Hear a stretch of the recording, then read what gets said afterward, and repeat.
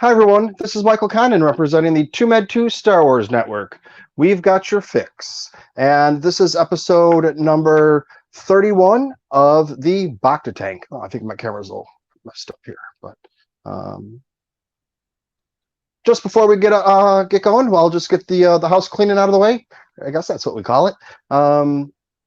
This is brought to you by my patrons if you want to join the TooMedToo Patreon, you can go to patreon.com/backwards, one of the slashes, I don't know, TooMedToo, and join the likes of Rural Farm Boy, Chris from Kentucky, Heidi Federer, Kylo Ren Flores, and Kylo Customs.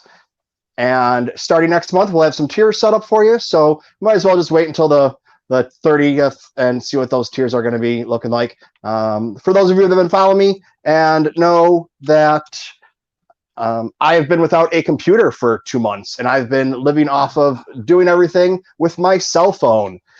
Tomorrow morning I will be going in. I will be picking up my new upgraded computer because Best Buy decided to fry 2 motherboards while they were fixing it, and it took 2 days of haggling, but I got something a little better than what I paid for. But it is what it is. Anyways, yeah. So without further ado, this is going to be the 4th episode of August is Australia month. And for that, we are bringing in, if I can switch over here. All right. We have Shane Morrissey from Star Walking Incorporated. Shane, how are you doing? G'day, how are you? I'm doing very well. Thank you for joining us. You were kind of a late addition. We had some scheduling conflicts come up at the last minute, and Australia is kind of way above a lot of other parts of the world where you had your cases jump a few, and you went on, stringent lockdowns. Stage 4 with curfews. Yeah, where where here in the U.S. it's like, don't tell me I have to wear a mask, and I mean, of course, not everybody. That's some people, but that's just what it seems to be, and that's why. Nice. That's why. Hey, let's see that mask up close. All right, that's nice. Yeah, my mom and my sister made me a couple. We've got others. So, oh, nice. Yeah, those are important. But yeah, it seems whenever anybody says anything, I'm always like, look at Australia, look at New Zealand. They get a couple cases jumping and they're locking everything down, and the rest of the world, or the U.S. especially, it's like, oh, well, we only had 300 cases today. I mean, New York City's doing really well compared to what they were, but they're still getting 200 new cases a day. But that's going down. So, I mean, it's all, I guess, relative, and, in retrospect, what you really want to, be looking at or whatever. I don't know. But anyways, so enough about that. It always seems to come up, though, because that's kind of the thing that's going around the world, and that's what we're going to talk about. When I have grandkids, I'm going to be talking about 2020 lockdown, and just some people have it a little bit. I mean, more severe, I don't think is necessarily the right thing. Kind of better, but whatever. It's all relative. So, all right, you're in Australia. You're in Melbourne, and I found out about Star Walking Incorporated. I may have heard of you guys before. I'm not really sure. It's just kind of, there's so many different groups out there and things that until you actually talk with someone or hear somebody, you might not remember it. And you, one of your mates was on It's True All of It with Dale and Mike, and that's how I got hooked up with you guys. Now, you Star Walking Incorporated is the longest running. The Star Wars Appreciation Society of Australia. Okay, but it's the longest running one, correct? Yes, we're the world's longest running non-official Star Wars fan club. We set up here in Melbourne, Australia, 1988, October. All right. When there wasn't But Star Wars, it was like 5 years after Return of the Jedi, and there was nothing on the scene. All I knew is that George Lucas said one day he would return to the Star Wars universe. So it was about keeping the faith and keeping the spirits and flame of Star Wars alive here in Australia. And so we kicked off in '88, and we've never looked back. And at our 25th anniversary celebrations, George Lucas himself sent us a very nice goodwill message to congratulate us on our 25th anniversary of Star Walking and acknowledge that we were the oldest Star Wars fan club in the world. but there's also kind of an asterisk with that of you being the longest one since 1988, correct? Wasn't there Yeah, another one that we're non-official, not the official, because the official Star Wars fan club changed and went to the Lucasfilm fan club, and then it changed back to the official Star Wars fan club. It alternated, but as ongoing continuously since 1988, Star Walking is it. Okay. Oh, I thought you were that there was another one, the Hamill Club. Hamill's. Yes, Hamill's was prior to Star Walking, and I was part of Hamill's, and that started in 1981, and Okay. it was also a Star Wars Appreciation Society. It was headed by Denise Cunningham, and I was her CI2, and together we ran Hamill's for 7 years. It was an information outlet, and we did a magazine, and we did some events, but and that folded in 1987, and I waited for a year thinking someone else might run and do a Star Wars fan club in Australia, and then I realised maybe I've got to do it because no one else is. Okay. All right. Yeah. I thought it was the same one. It just kind of changed names and like maybe like I don't want to say ownership, but people that were running it, I guess. Yeah, well, Hamill's more accurate. Hamill's was in New South Wales, which is a different state. I'm in Victoria, and it wasn't incorporated. We went incorporation as a legal entity, as a non-for-profit. And but I was involved with Hamill's, so I guess I served my apprenticeship with Hamill's in how to run a Star Wars fan club. And because Denise Cunningham was the president of the official chapter of the Australian Star Wars fan club initially, and the licensees decided to fold that and transfer all operations to the US in '81. And it left Australia in limbo. So that's why we formed Hamill's, to fill the void. And then it folded. And then I set up Hamill. Then I started Star Walking with Michael Wilson and Darren Maxwell. We're the three founding members of Star Walking. Excellent. Yeah, I mean, I never knew.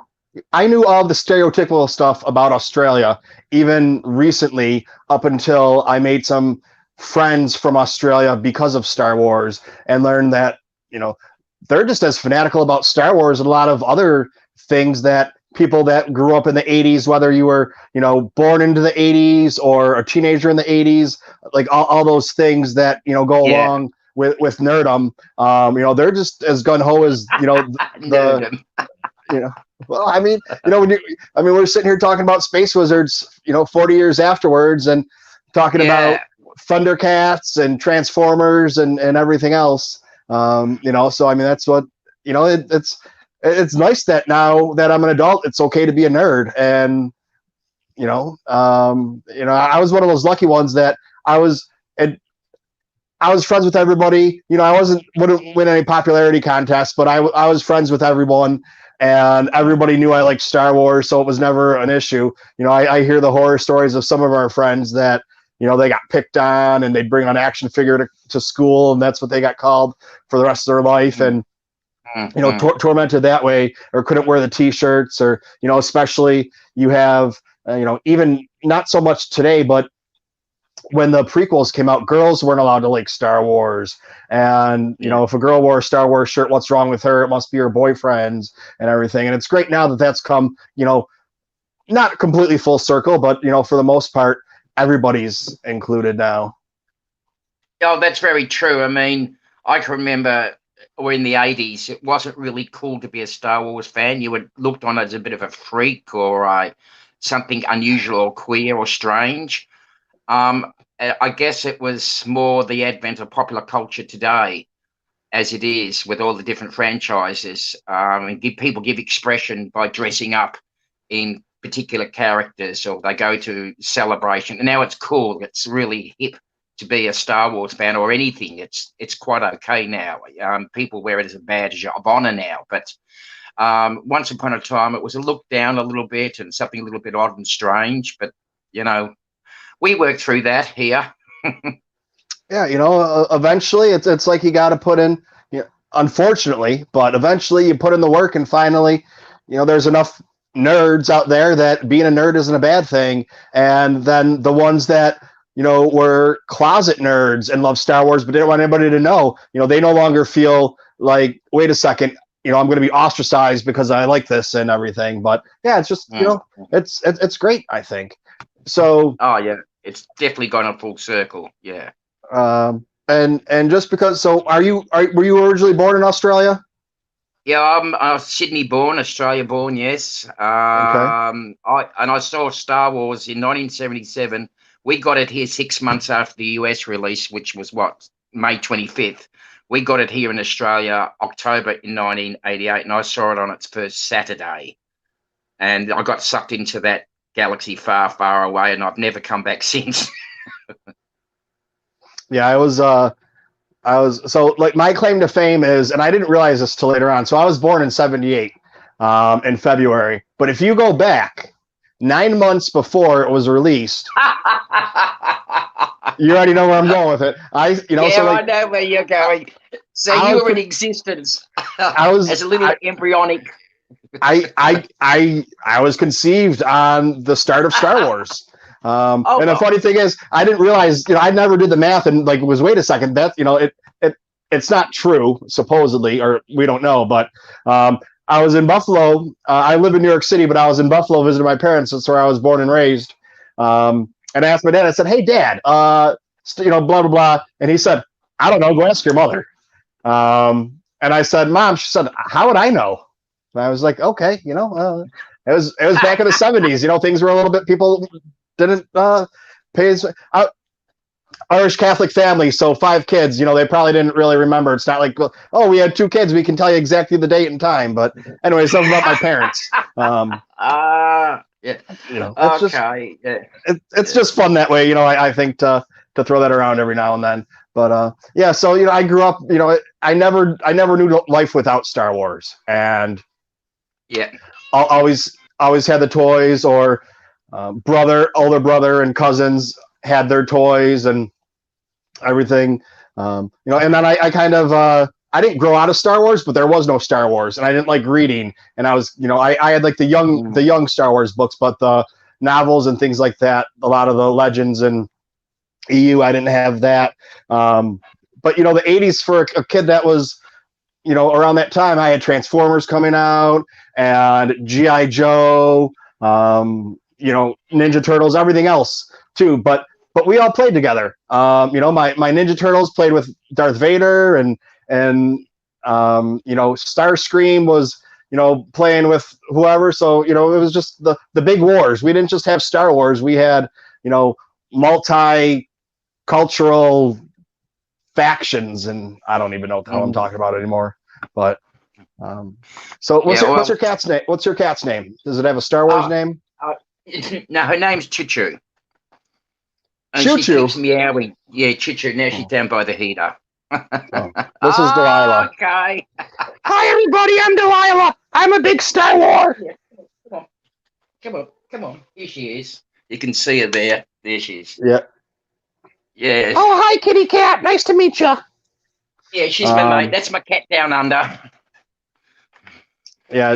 Delilah's a princess. She has her own Star Wars stickers and magnets, and so whenever I send stickers and magnets to people or whatever, they get Delilah stickers too. So she it's funny because if I'm sitting on here playing video games or watching TV, she doesn't want to sit on the couch with me. She wants to be in the bedroom, in bed, snuggled underneath the covers. As soon as she knows I'm going to record, she's up here next to me, and she's just the same. She starts the meowing thing when I'm on the phone always. It's just like, nah. You become a slave. But she is gorgeous. You really do. Yeah, she's my baby. Yeah. What you were saying before reminded me when Star Wars came out, there was nothing in that genre of science fiction. It just wasn't a thing, and there was nothing that was like a modern fairy tale. It was devoid of all that. And Star Wars burst onto the scene, and it was soon followed by films like Superman, Alien, E.T., and it just went on from there right through the 80s. And through the 90s, and it wasn't until I guess Timothy Zahn's book came out in 91, Heir to the Empire, that Lucasfilm realised there was a sleeping giant. There was a whole fandom base out there, and it just his book was what pricked their conscience about Star Wars, realising there is that fan base out there, and then it just went on from there. Well, I don't think I've ever really talked about this, but I mean, I grew up and we had HBO, and in the early '80s, HBO had the Star Wars movies on, or Karate Kid, and my dad would tape everything that was on there, and it would say Star Wars, the running time on there, and the year that it came out or whatever. And we figured out, talking with some of the other guys, that it was a dad thing, because you needed tapes were so expensive. You needed to maximize the tapes, so you needed to know exactly how long a movie was, because you didn't want to have an extra 20 minutes at the end of a tape, because it's wasted tape. So you had to plan out exactly how long the movies were and everything. But I think, and I was just thinking about this now when you were talking about not having other sci-fi stuff. I always loved Star Wars, but thinking back at it, if I would have had my choice, I think I would have probably, as a really little kid, 3 or 5 years old or whatever, I would have probably, I think Flash Gordon was my favorite between that and Star Wars. And I mean, when you were saying that, I was just thinking, I was like, why is that? And I mean, honestly, A New Hope is kind of boring to start off with. There's not a lot going on. As a kid, you see, it's just kind of traveling back and forth. You don't really have a lot of action for the first half hour, 45 minutes. You just got to look on your face. Well, so let's. I mean, scenes, it's classic. It's a classic. Yeah, there's. I mean, Princess Leia. You see her very gutsy. She's shooting, and the rebel blockade runners getting captured by the Imperial cruiser. That's an epic opening, I thought. I think there's a huge amount of action. All right. So, after the first 5 minutes, from the first 5 minutes there are, but then the next half hour, 45 minutes, there's really nothing going on. It's just wandering the desert. Now, as a grown up, well, I mean, I don't really know if I'm grown up or not, but as someone that there's a story that progresses through there, but as a little kid, there's really not a lot going on.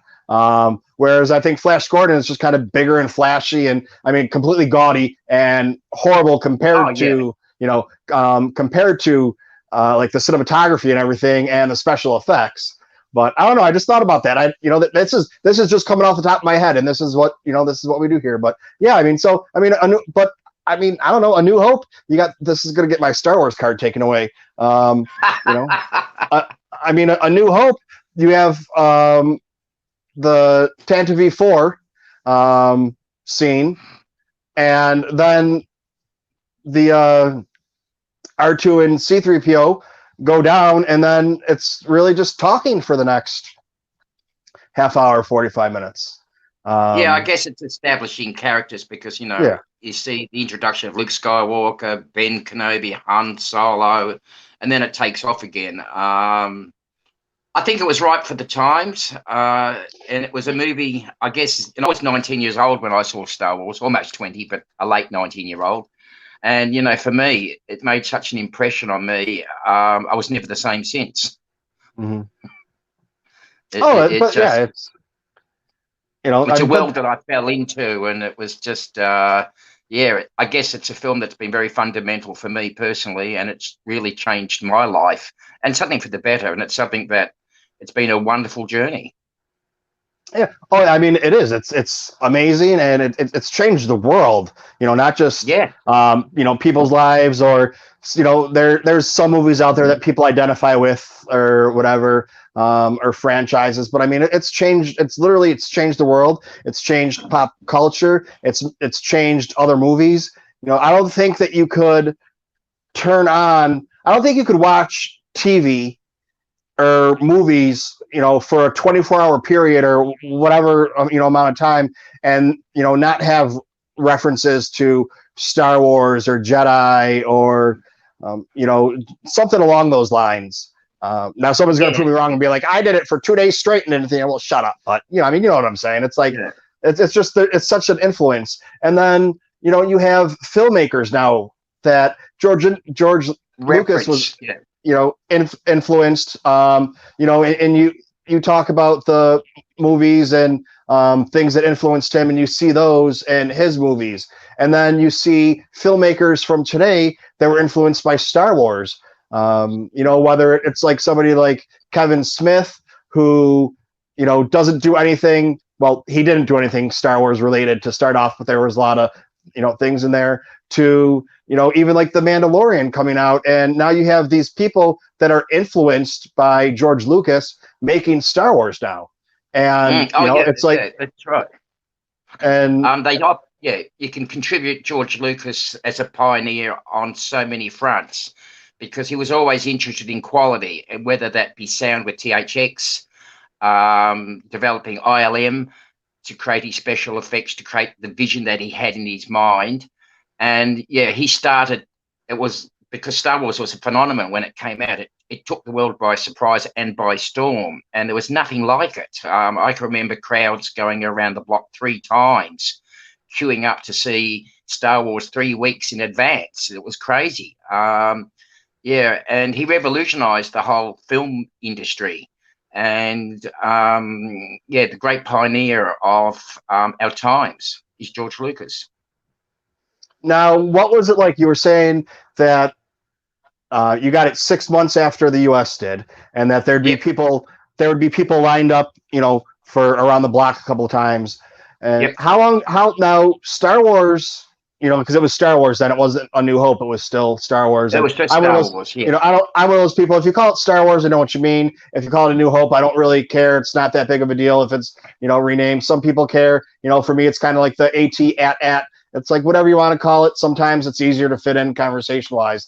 But what was yeah. it? How long did it run there? Because here we had it, released and re-released for the first running time. I think was over a year, and then it got Yep. re-released. It's a similar thing here. It was only released, it was only picked up by 2 cinemas here in Melbourne, and we're a population state of about 4 million. And Star Wars was shown in the city in what we call Hoyt Cinema Centre, which was a 900-seater cavernous cinema, ideal movie to see Star Wars on a 70 millimeter screen. And another small independent cinema picked up called the Cameo, Belgrave Cameo. Both of them ran Star Wars 24/7 around the clock for over 16 months. And that was, How, you could go and see Star Wars at a full house at 2 o'clock in the morning, and it'd be a full house. That's how ridiculous it got. how Because many times? everyone wanted to see Star Wars again and again. It was a repeat movie, and it was an experience. As I said, it was a genre that had been presented as it was bold, it was fresh, it was epic, it was everything. Great music, great acting, great everything. It was pure entertainment, pure escapism, and it was just. I come back to that word phenomenon. There's only a way to describe the advent of Star Wars. So yeah, it had a long run here, and quite a successful run. How many times did you see it originally in the theater? I lost count after seeing Star Wars 148 times. Okay, so you saw it a few times, I guess. Yeah, well, it's like, people, will buy a CD and listen to the music time and time again to one CD. It's like Star Wars, it's a film you can see again and again and again. And I did.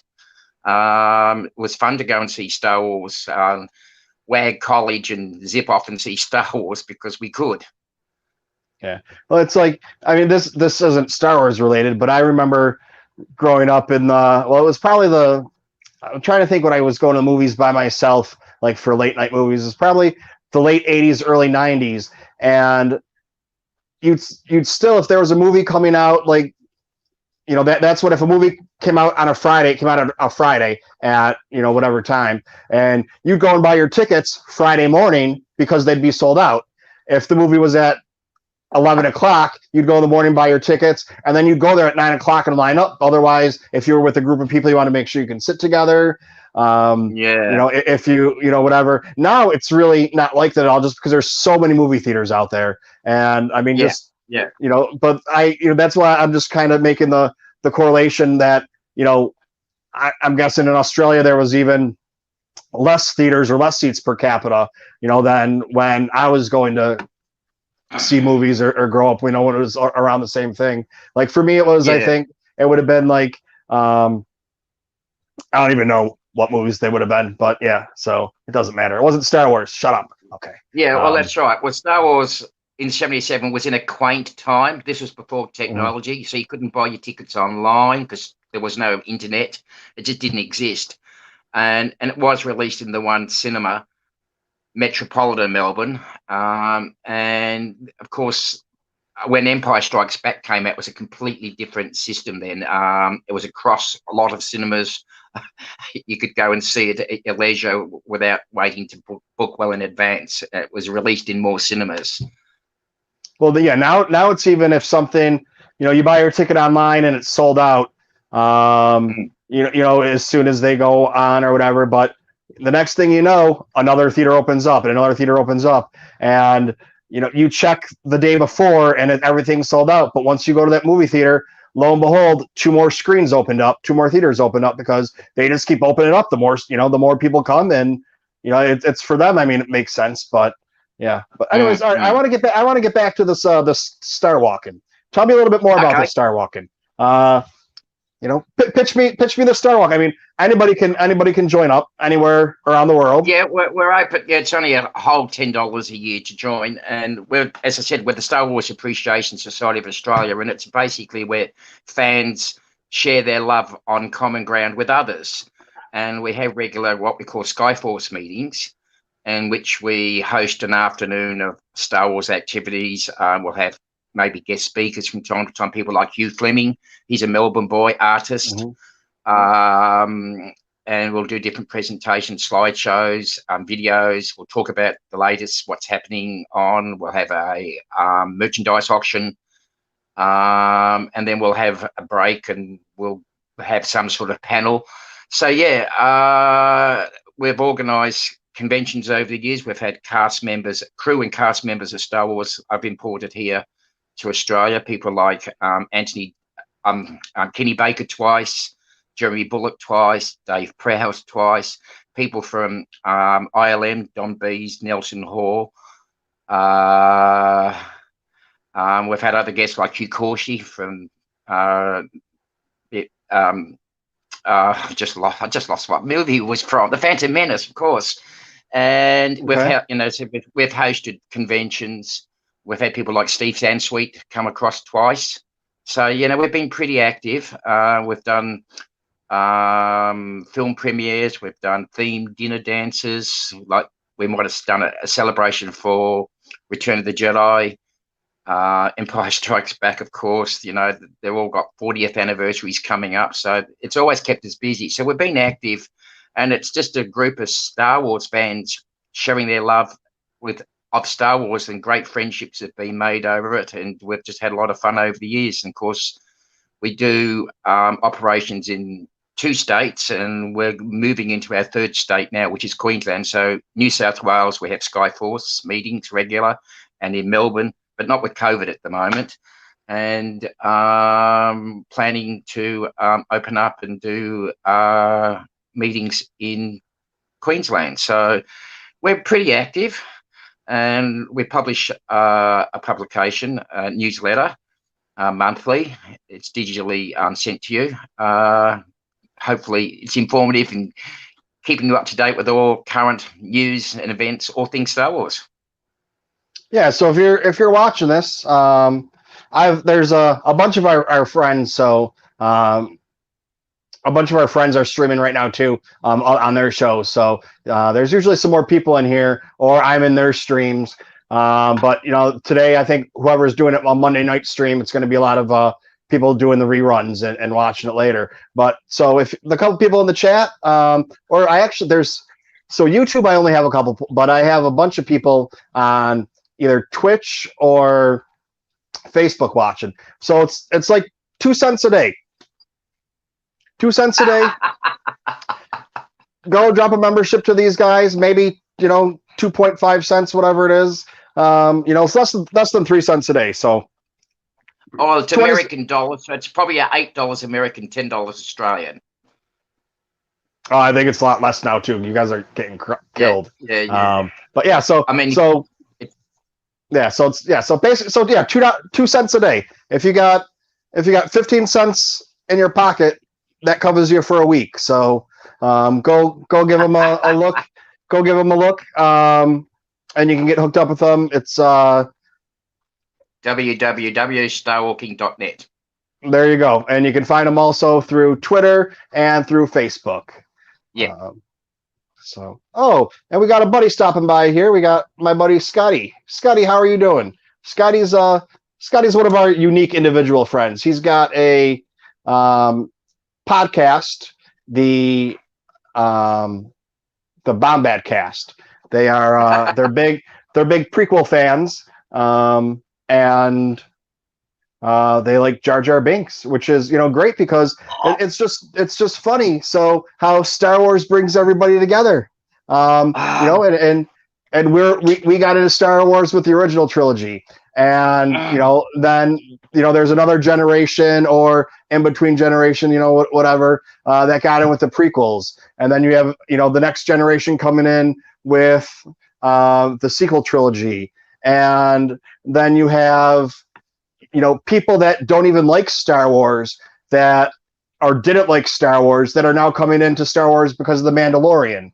And that's kind of but before, like we were talking earlier, if you like Star Wars, you were a nerd and nobody wanted anything to do with you. And that's how people still feel today. And then all of a sudden they see Baby Yoda and they're like, well, Star Wars is cool. Okay, I'm going to be part of that now. So yeah, it's just kind of great how all walks of life now and everybody's getting involved and doing things.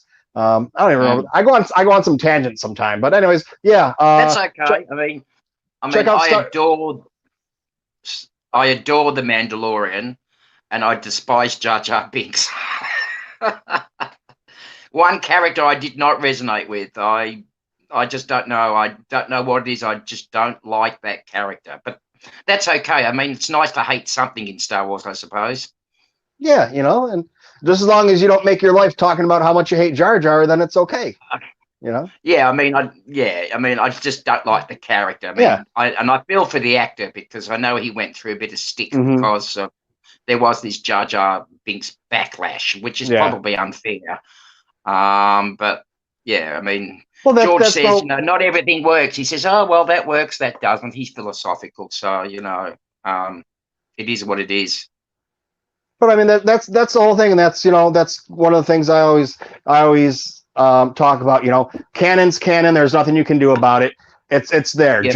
Jar Jar's part of Star Wars. You don't like it, he's part. You don't like him as a character, or whatever it happens to be. Then you just kind of, when we talk about things we like, you don't talk about them.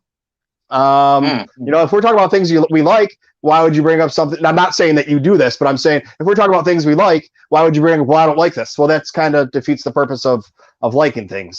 But that's all. There's things we like, things we don't like, and I know a lot of people, this upsets people, but I didn't like L3. I just thought she was really annoying in Solo. And I have friends that's one of their favorite characters, and it's just like, okay, we just kind of don't talk about that with each other, or whatever it happens to be. But yeah, I mean, it's one thing to not like someone or not like a character, but what people do when they don't like a character and then going after them, and then all the craziness in groups and everything. Yeah, that's just it's the part of the fandom that people find out about, and they're like, really, that happens? It's a movie.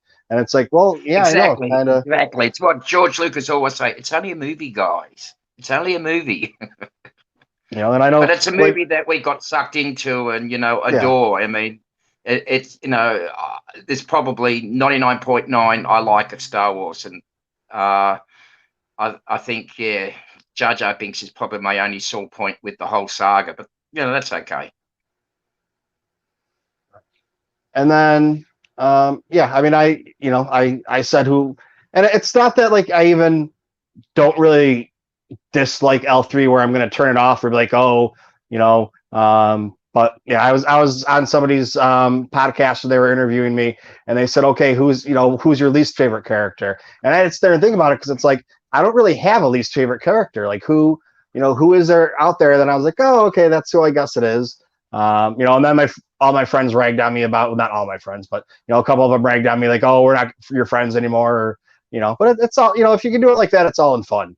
So Yeah, well, that's right. I mean, keep it in perspective. You don't have to take it deadly serious because it is a space fantasy movie after all. yeah. And now speaking of the prequels, Australia, they did some filming in Australia. They did. They filmed two at Fox Studios in Sydney, Um, episodes 2 and 3. were you around for any of that, or did you? Yes, Um, I was, and we've had some Star Walking members who end up being quite involved in the movies. Justin Dick's one of them. He ended up being the wrangler for. He was C-3PO's wrangler for those two movies, and he was in Sydney. And of course, Justin's gone on to make his own films. He's a filmmaker in his own right now. Yeah, and we've had other people based in Sydney. Marco Nero, who worked on the series, other people, they're fans, just Star Wars fans, and they aspired through art or filmmaking or some expertise in getting involved, and they did. Now, did you personally Oh, have any? Um, you might be frozen. I'm not hello. sure. Yep. Can you hear me? All right. I think we had a technical glitch there. Yeah. I think that was an Imperial transmission. Yep. Jam transmissions. Yeah, yeah, yeah, Jan's mission. What was I saying before I broke off? You were saying about some of the people in the group had attended. Oh yeah, people got involved. Did I mention? Did you hear about my story about Justin Dix? Yes. Yeah, Yeah, okay, okay. I heard you talking. Just your face froze. Oh, okay. Yeah, And right. Yeah, and the reason Lucasfilm decided to come here because the exchange rates were much cheaper.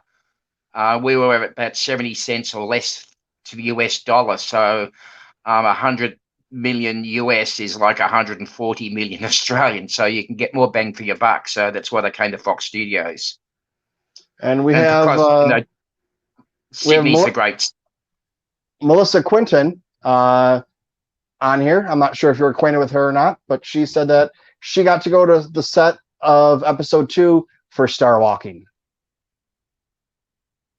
Oh, So she I'm episode 2 for Star Walking. For Star Walking. Oh yeah, Melissa, of course. She's our Skyforce lady from Sydney. Hello, Melissa. And her brother. all right. See, so coming on Yep. here, I'm making new friends and making more friends from Australia, and it's great because now I know that it's not just Crocodile Dundee and putting shrimp on the Barbie down there. Well, yeah, that was that was one of the great things I always found with trying to contact guests to come to Australia. They would jump at it because it was coming to Australia, a far-flung land down under, and they were very excited always to come to Australia. I mean, it wasn't like going to Europe or wasn't going to America for a convention. It was coming to Australia, and it was just when they got here, they had the experience of their lives. In fact, one of the guests that we had was Don Bees, and we invited him here in 1993. And it was tying in with the 10th anniversary of Return of the Jedi, and we were running a 3-day convention. And one of our committee ladies was his minder, and they end up falling in love and getting married. And that's because one of our guests came to a convention here in Australia. Don Bees, too, I should point out, was ILM Creature Model Shop person, Yes. and he was also the Lucasfilm archivist at the time. And they've got two Melissa's saying children. hi to you there. But. Hello, Melissa. I see you. Yep. Yeah, but that's the thing about Australia is, like no one from the U.S. knows what Australia is. When I say no one, I mean I just mean the majority of the people. I don't mean no one, but they think they saw Crocodile Dundee and that's what it's like, and it's all you have big cities and like wait, there's buildings in your big cities, or they think in the Crocodile Dundee, I don't know, might be the first one or second one, when they go into the bar and he's getting ready to do his walkabout, like that's how everything in Australia is. Well, I mean, unless you're on the coast, it kind of is. Yeah. We're an island continent, and we're probably roughly the same size as America. Yeah, no, and but on that's our eastern. nobody knows that. Australia's a small, tiny island, and everybody knows each other. And there's nothing there except kangaroos and koala bears and spiders and snakes. That bite, and they're all poisonous. Yeah, everything. And we've got kangaroos bouncing down the middle of our road, chased by emus. Yeah, all that sort of stuff. Yes, I guess. Australia certainly had an appeal. We're also a vast dry continent, and it gets hot. And most of our cities are on the seaboard eastern side. Sydney's a big thriving city of over 5 million. Melbourne is a thriving city of over 4 million. Yes, we do have big buildings, and we have highways, and we have suburbs, and in some parts of Australia, you could think you're in America, except we drive on the right side of the road. You drive on the wrong side of the road. and down under, we don't walk upside down here. The toilets go the different opposite way. Well, they don't. But, Steve Sansweet likes to say, "Are you upside down people down under?" That's what he often says. I mean, yeah, I think probably before the Sydney Olympics, everybody in the U.S. and when I say everybody, I mean everybody then thought it was just a bunch of country bumpkins running around, and then it's like, wait a second, they can actually put the Olympics there. How is this possible? That kind of brought something new. The best Olympics ever. It was a great one. Yes, it did us proud. It was our second Olympics. We held one in here in '56 in Melbourne. Okay. And we had the Duke of Edinburgh open the games. Then, Australia is a big little country. Yeah, it's like it's the size of the United States, but the only place. Well, I mean that's kind of how the U.S. is too. Your great population is around the edges, by the water, or even if you get to Chicago, but that's in Illinois, there's water there. So, that's how. It's not like where you take other countries that are actually really small, so it doesn't matter, if they have a big city, that's their big city. Or places like England or Spain where it's kind of all specific areas and then it's all country. I don't know. It's just it's just craziness, I guess. But I was gonna ask you something else and I forgot now. So I'll come back to it when I remember it. But you were showing right before we came on, you have a lightsaber. Oh, you saw that, did you? Okay. Here, let me make you the star of the show right now. For those of you that are listening to the podcast, he has a lightsaber he's showing us, and that's about all the information we're going to get. Million. Yeah, it's crafted from the same ones from the Lucasfilm archives to size, and I've got a friend who made it here in South Australia out of aluminium, so it's a nice piece. All right, and now heavy. For collectibles, what do you have for collectibles? I did have a piece of the Death Star once upon a time. I was a person that mainly collected posters and um, the music, the books. I wasn't a toy person. I'm a bit of a freak that way. Toys just don't do it for me. I'm just not really into the toys, says me. But then I've got one right here. Yeah. A little, um, yeah. So yeah, I had a vast collection, and I sold a lot of my collection in the late '90s, early 2000s. And you can see one of the posters behind me on the wall. That's the Hildeman brothers, their 15th anniversary one for Star Wars, and so I've still got some of my good posters that I've kept. But yeah, I don't have a vast array of collectibles, but there are some big collectors here in Australia. Mick Fayette, one, Steve Schultz from South Australia, another. People have built dedicated wings on their house and themed it out with Star Wars. Our former director, Chris Brennan, he had his house upstairs. The whole top story of his house was dedicated to his Star Wars collection. So there's some big Star Wars collectors here in Australia. Yeah, I really didn't. I had a couple like knickknacks or whatever up until I think New York Comic Con 2018, and then I went with a bunch of podcasters and collectors, and kind of got the bug there, and then came home and hit up eBay and got a bunch of stuff, and then kind of picking stuff up here and there. And then since Triple Force Friday, that's what they had in October when they were releasing a bunch of stuff. I've picked up every Star Wars Funko Pop and Black Series, the 6-inch, since then. So my collection has just exploded. And, it's gotten to the point where I keep deciding, okay, I claim, not that I claim this is the truth. I don't collect Funko Pops.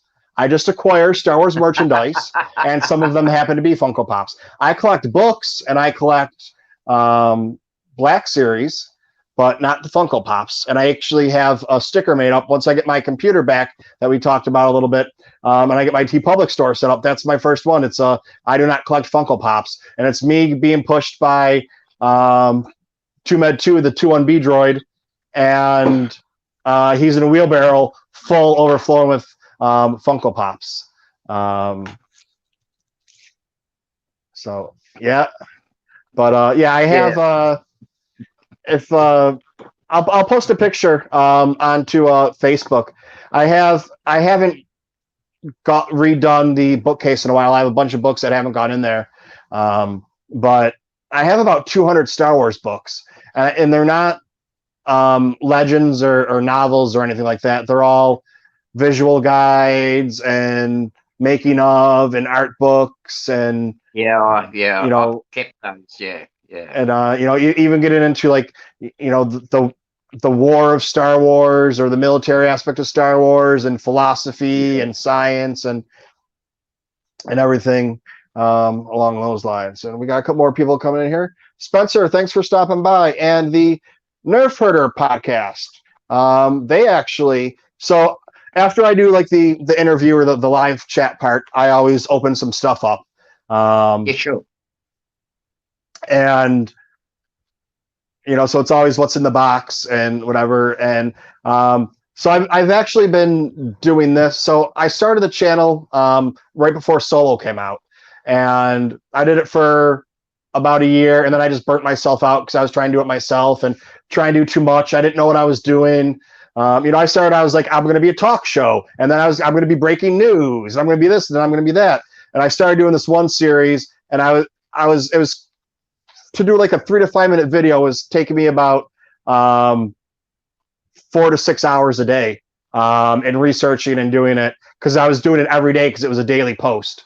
And I did that for 2 months. I burnt myself out. I said, fuck this, I'm done. I'm not doing YouTube anymore. Well, because it was the day of. So I'd go through the year, the year of Star Wars book or whatever it is, Star Wars year by year. I'd go through that book, and every day I'd pick out whatever was in for that day. Well, that's 40 years. And then I'd have to go through, then I'd research it, then I'd have to try and find pictures, then I'd make a video for it, then I'd edit it or whatever. Yeah. And I didn't have any of those skills. So it was taking me so much time that I just finally I got done, and then went to Celebration, and then I was like, this is what I want. I want to be able to talk to people. Like this is what I want. And I was sitting at a bar talking to one of my buddies about Celebration, and one of my other friends who I've talked to about Star Wars, I can't tell you how many times, and told him I had a YouTube channel, said, "Oh, you like Star Wars?" And I was like, "Dude, what are you talking about?" And then StreamYard came around, and I found that, and I was like, "This is perfect." All I gotta do is give them something, they hop on and come right in, and it's like, then it was kind of boring. So even though this says, number 31, it's since last September, or October, November, something like that. So it's actually probably double that, but it just got officially the name and started getting numbered. But anyways, to get back to what I was saying originally, I got one of my things for today after this is this guy. I don't know what it is, but it's just a box. I like parcels. Yep, and that's who it came from, Nerfurger Podcast. So later on during my time, but yeah, so I've had something open up every episode except for one, in the last year, and I had so much shit laying around that I hadn't opened up, because I wanted to be able to kind of do it on an opening or unboxing or whatever you want to call it.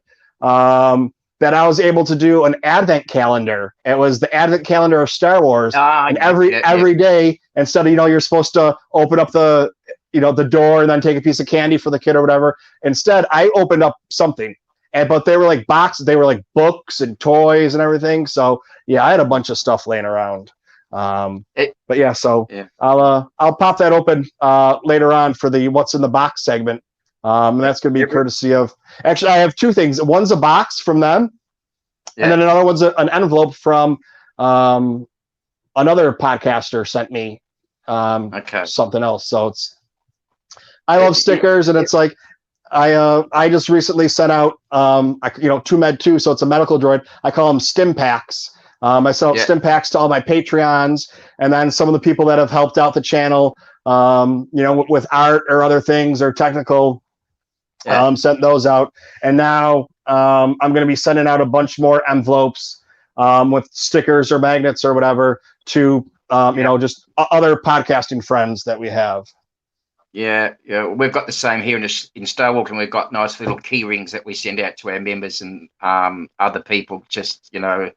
But it reminds me, when you're talking about that box there before, it reminds me that when I went to Steve Sansweet's place when he was in Los Angeles in 1993, and this is way before that he moved up to San Fran and established Rancho Obi-Wan.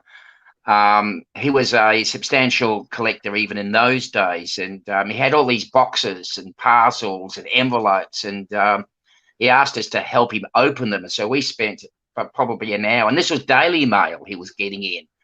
He was getting products sent from licensees, people from around the world. Posters would come in, and there'd be tubes and the envelopes, and we just had to help him open his mail, and he just had stacks and stacks and stacks. And of course, talking about Star Wars collections, that is a phenomenal collection beyond imagination. It's epic, and I know it's the biggest certified collection in the world by the Guinness Book of Records. But even in those days, Steve was an avid collector, and he started publishing his first book from Star Wars from concept to screen. I think it was called. I can't quite remember the title. And he's someone that's never looked back. Yeah, I Rancho Obi-Wan too. Right now, they're doing online tours. I haven't looked into it. I saw a posting on, I don't know if on one of the social medias. I don't know that they're doing online tours, and it was like, okay, I'd like that. I don't know if you ever heard of Gus Lopez. He's another. Yeah, I know Gus. I've met Gus. He was. I had him on the Bacta tank. He got tanked with me the one night, and I learned who he was because when the lockdown started, he started doing segments and putting them on Facebook of each room of his house, because it's the same kind of thing where he's got a couple rooms that are designated just for Star Wars things, and one's just for action figures, and one's for cereal boxes, and one's for this, one's for that, and the rest of his house is Star Wars stuff. If you go in his kitchen's Star Wars stuff. Yeah. Another collector of which has got some quality, substantial items within it.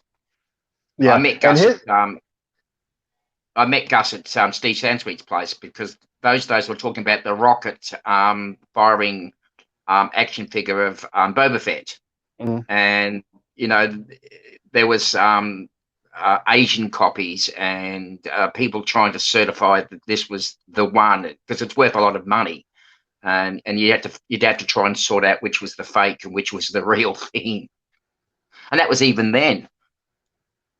Yeah, and now with I don't even know what to do or things like that, because I mean even things like just the regular action figures that are a couple $100, people are doing fakes with, and as technology advances, the better it gets and the more it gets, and the harder it is to spot. Yeah. And that's like when you get into like I was talking about Funkos earlier, the Funko Pop, the Sith Trooper from San Diego Comic-Con last year was, you bought it at San Diego Comic-Con, it was $12 or $15.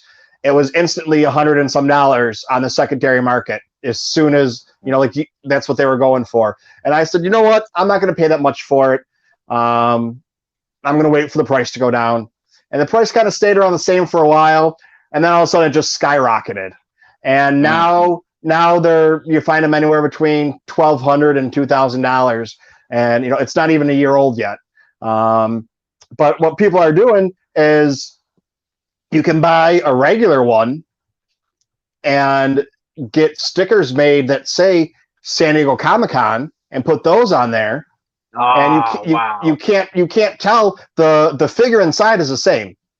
If you scan the box, from one of the ones that was sold at Comic-Con or one of the ones that was sold just in the store, you can't tell the difference. The box, the UPC or the Vin, whatever, Vin's car is the same.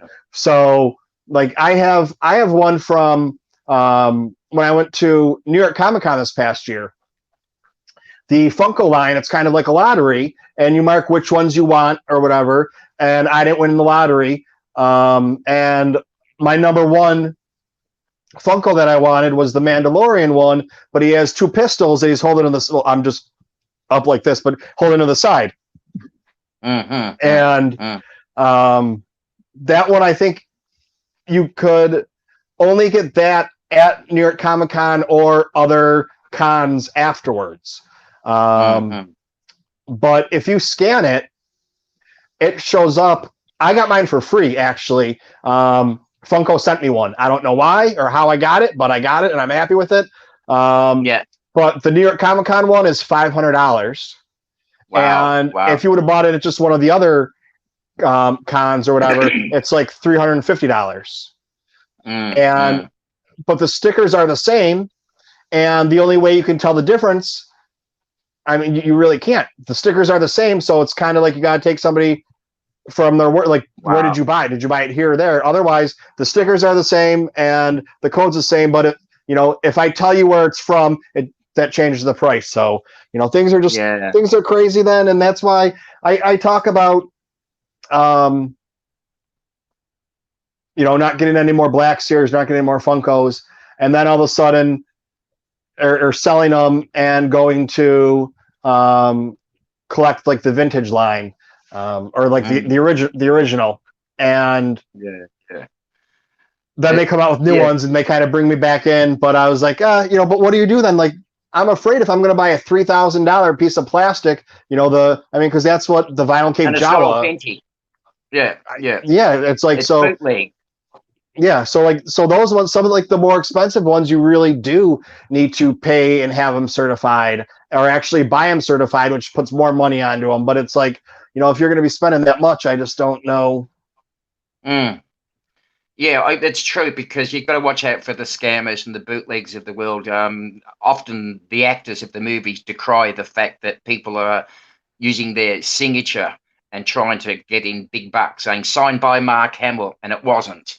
And they're Yeah. charging exorbitant prices. We had to be mindful of something like that once with Star Walking. We were given a Revenge of the Jedi, a one-sheet of poster signed by George Lucas. And we actually had a letter of authenticity written by Lucasfilm on Lucasfilm letterhead, so we could certify that this was actually signed by George Lucas, because you need that provenance with something of that caliber. You're doing it as a charity auction item, so you want to know the person wants to know they're getting the genuine thing, and so we were able to establish that and do that. But yeah, it's something that over the years I've seen time and time again. Sweatshops in Asia pumping out action figures or signatures, and it's a world fraught that you have to be careful. If you're a bounty hunter searching Star Wars stuff, you got to be careful what you haul. So yeah, but I mean, even nowadays with computers and 3D printers, it's like just because you get a letter of authenticity doesn't Yeah, really mean it's true, no, because anybody can print up Lucasfilm paperwork now, and you get somebody that's good at forging. It's and embossed, it's watermarked, it was all of that, and and this was 90. When did we do that? I can't remember now. Must have been in the late 90s anyway. It's like you have to have the outfit.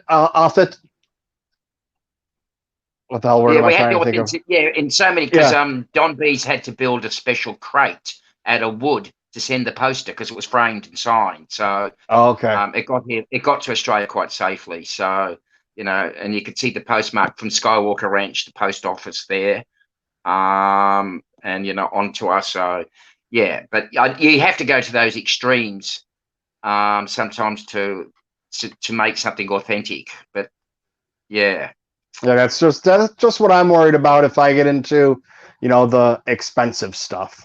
It's like, but it's a bit of plastic after all, isn't it? Yeah. It's horrible to get ripped off for $3,000 for a piece of plastic that's really only worth, 25, because it's not what someone says it is. Exactly. But, exactly. So. And you said you were excited for The Mandalorian, or you love The Mandalorian? I adore The Mandalorian. I love it. To me, it's pure Star Wars because it's set 5 years after Return of the Jedi, and you're immersed in that whole world. And I like the story of it's a lone person, but he has heart. He's a good man, but does bad things. That's how I describe him.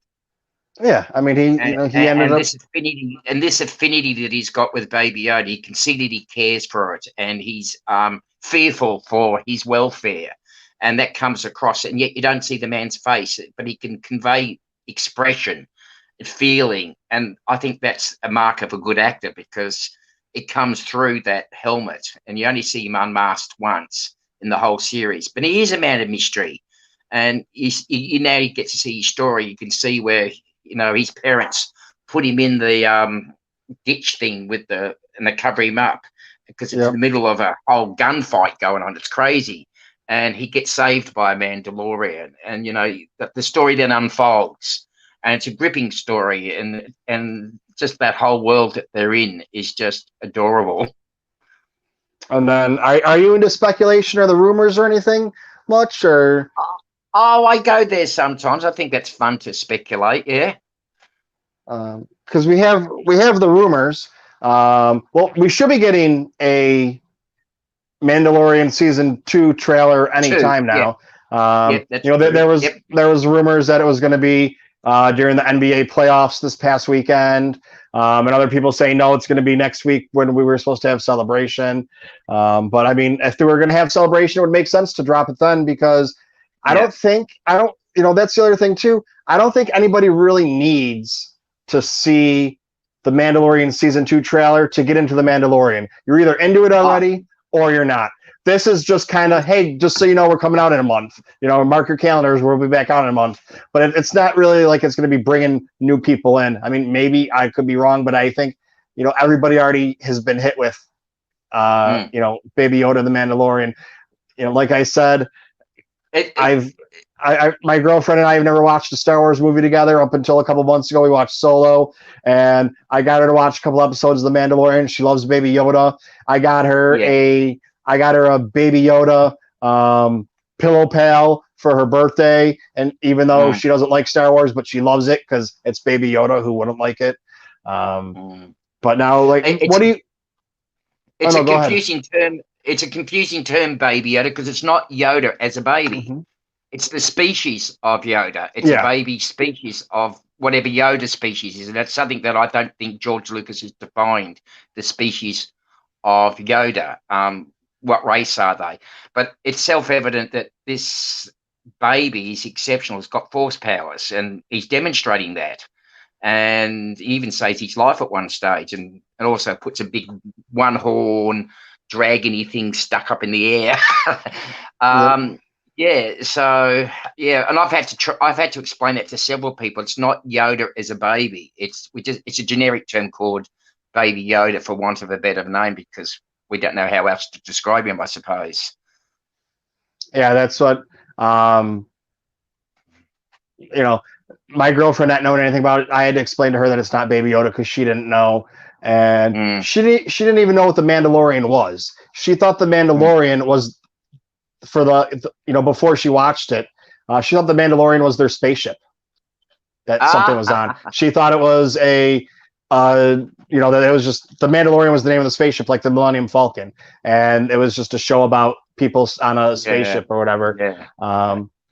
So, you know, I make fun of her for that, but I mean, how would she know if she never, knows anything? But I can't admit, even though she can usually hear me when I'm recording, I would never admit that to her. It's just, something to make fun of her for. Did your girlfriend, when Baby Yoda came onto the screen, what was your girlfriend's reaction to that? I mean, she already knew about it. Okay. But it was just funny because the first episode, she was kind of paying attention, and she was like on her phone. I'd be like, put your phone down, or doing whatever. And, she was like, yeah, it was okay. The child. And then the Baby Yoda, when the child comes around, Baby Yoda, Yoju, our friend, Yoda Jr. Yeah. That's true. Yeah, that's Junior, what you're. We've had Junior in Indiana Jones. We can have Junior in Star Wars. Yeah. That's a Steele Saunders. Junior. That's one of your neighbors. That's Steele Saunders. That's what he coined the name Yoju for Yoda Jr. That would be him. That would be him. And but the second episode, she's watching it and she's making noises like oh, and I'm like, oh, okay, you're starting to like it now. Okay. Yeah, exactly. That's the reaction they want. I mean, that's the reaction Baby Yoda evokes. Yep. So I mean, that's where it was good. Now, what are your thoughts on all these rumored people we have coming into The Mandalorian for season 2? Well, we've got what's her name? Chu, the director. She'll be directing the entire second series, and it's great that there's a female director at the helm of a major Star Wars production, which is great. She's good. I believe she's doing the Kenobi series. They still have different directors for Mandalorian. Oh, it's a Kenobi. Yeah. I think Kenobi's a mini-series of, I think, 8. Is it 8 or 6 episodes? I don't know. They keep changing it around. Last year at Celebration, they told us, was it Celebration or was it, I don't know, something they told us, it's all ready to go, let's do it. And then we find out that they have to redo the scripts and rewrite everything. And people were saying, it's because Mandalorian came out and they realized that the scripts were the same. I mean, these things are done so far in advance, and exactly. And the story group knows about them and everything. That there's no way in hell that the scripts for The Mandalorian were written, and then they wrote the scripts for Kenobi. The Mandalorian's filmed and produced and comes out and is on TV, and that's when they realize, oh wait, the scripts are the same. Like there's something else. You know, I think what happened is Kathleen Kennedy was just trying to get people going and said, excuse me, yeah, we have the scripts, we're ready to go, when they didn't have shit. And, you know, she just wanted to get people going. Okay, yeah, we're happy now, let's go. And then, well, we need to redo the scripts now, we need to do this. So then everybody goes to the speculation of whatever. But I mean, like, I'm going back to Celebration. At Celebration last year, they knew that the Resistance cartoon was done and over with, and they didn't. But they didn't tell us. Fine. And when they showed us in April, in the one panel, they showed us, you know, the whole first episode. Well, the whole first episode was done 6 months or 8 months before it was going to air on TV. They were all done that far and ahead. So, you know, it's done a year before it's going to show up on TV. Yeah. The cartoons. So you have to figure they know these things beforehand. So it's not like that whole thing with the scripts is a bunch of BS. And they didn't have to rewrite it because it was too similar. And they had to rewrite it or write them in the first place. Well, you've got to source your writers, and these things are plotted out, you're right, well in advance. They have to, because, you know, you're talking about projection of years hence. So Kenobi series, I know it's been deferred 12 months, and that's probably because of COVID. But at the same time, they've got it locked in, as you say, script-wise, story-wise, because they're ready to go soon and go into production. Mandalorian 3 is probably on the drawing boards right now. And I mean, season 2's in the can. And why wouldn't they do series 3? But I don't think we've heard much on that. But yeah, the story group, as you're saying, a conscientious and aware group, and I have faith in what they're doing. Especially, I like that the fact that Kathleen Kennedy is helming Lucasfilm and steering it through some troubled waters, but doing an exceptional job. Maybe that's controversial because I know there's a bit of an anti Kathleen Kennedy thing going on, but I think, well, get over yourselves, guys, because, you know, she's a serious woman doing serious work. So, you know, yeah. Yeah, pretty much all those people that are anti like that, none of them watch that, or when they do, they come in here and start shit in the chat and they get kicked out and banned. I'm not a big enough channel that. Well, there was a couple of the the big leaders of the groups or whatever that came in here and trolled a little bit here, and the stream or in the chat, but they got banned and they got kicked out, and it's like, I'm not big enough for them to worry about, because what's it going to do? They got to go to the big people and mess with them so that they get the traction and the fights going on. But yeah, it's she's done a great job. She's got a great pedigree, and that's where it comes in. People, well, Disney ruined this, and Disney. If it wasn't for Disney, we wouldn't have any more. Yes, if it wasn't for Disney, we wouldn't have any more Star Wars. And then the people that are sitting in the boardroom, like when you listen to Bob Iger a couple weeks ago had another earnings call. Those bankers and people like that, they don't know anything about Star Wars or don't care about Star Wars. They care about money. So all they care about is who's making money, how's it making money. They don't care about the movies. There's some millionaires or people like that have great collections, but the vast majority of people that are worth the hundreds of $millions and taking care of hedge funds and working in finance 80 hours a week or whatever, they couldn't tell you about Star Wars characters, and they don't know anything. And people don't understand when Kathleen Kennedy wore the Force's female T-shirt, that had absolutely nothing to do with Star Wars. That's nothing to do with Star Wars. That was from her daughter's school and Nike. Yes, and it gets misrepresented and interpreted differently. I'm always trying to educate people.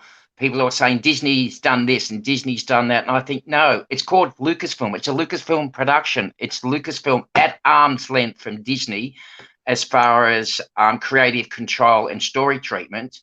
That is in the realm of Lucasfilm, not Disney. Disney are merely, at the end of the day, the distributors of the movie. Sure, they get the worldwide box office receipts and they get the merchandising rights, and that's where they cash in. They'll commission Lucasfilm to make a Mandalorian series, for instance, and Lucasfilm will then get down to business and create that. But it's a Lucasfilm production presented, done through Disney. It's not Disney has these controls over Lucasfilm. They don't. But it is at arm's length distance, and it's the story group that control content and output. It's just something I want to clear up. Yeah, a lot of people. I completely agree with that, because the same people that say Disney don't say when they're talking about the next Marvel thing coming out, Disney. No, they say Marvel because it doesn't suit their agenda or whatever it happens to be. And it's just it's just some people are never going to be happy, and like I've gotten in arguments with people because Legends was never canon, according to George Lucas, and that's right. They would just stick Star Wars on a book. Okay, fine, give us our money. And that's all they cared about, but it wasn't canon and whatever. And but I'm like what you like. It doesn't matter. It doesn't matter what they say. If Disney decides tomorrow that the prequels are no longer canon, they're going to remake the prequels. Okay, I'm still gonna like those movies. I'm still gonna watch those movies. It's just no longer part of what they, it doesn't matter that it doesn't take away, am I going to think they're idiots for doing it? Yeah. But, it doesn't really matter. It's not my story to tell. And I can still like those movies. I still have them. It's not like they're erased from history. Yeah. And interesting you should talk about canon, because canon itself is an organic thing. It evolves and it's been adapted. And originally, when George Lucas started what they call the publishing program, and it started with Heir to the Empire, Timothy Zahn, and it was George Lucas allowing other writers to come into his world, play in his sandpit, and create. And he said it'd be interesting to see where they go with this and how the thing evolves. And there were certain guidelines from Lucasfilm, things you could do and things you couldn't do, like you couldn't kill off maybe Han Solo, for instance. And George always said, and a lot of people don't realize this, but he always said, okay, I'm allowing these people to come in my sandpit, play my and create in the Star Wars universe, but I reserve the right to push it all aside when I go to make my films, because it's my story. That's their story. And some of it gets incorporated into canon, some of it doesn't. And it's just something over the years that a lot of people have been, I guess, a little annoyed that some things became legends and not canon. Because they said, we grew up, we should read these books. Yeah, those books were predicated on George Lucas allowing other people to play Star Wars in his sandpit. And that's, I think, got lost over the mists of time. But it's something that I always remember, because I remember him saying it. And it's something that I always tried to keep true to Star Wars. But, it's a different world now. And it's evolved now where it's the Lucasfilm Story Group, and they contain and hold that. And they're the custodians of content. And what? Yeah, because that's the other thing. People say, well, if you want to say George Lucas, whatever, then it's just the original trilogy. Well, no, because he did the sequels too. Well, then fine, it's just the 6 movies, but not the prequels. Well, no, once he's sold it, the whole 9.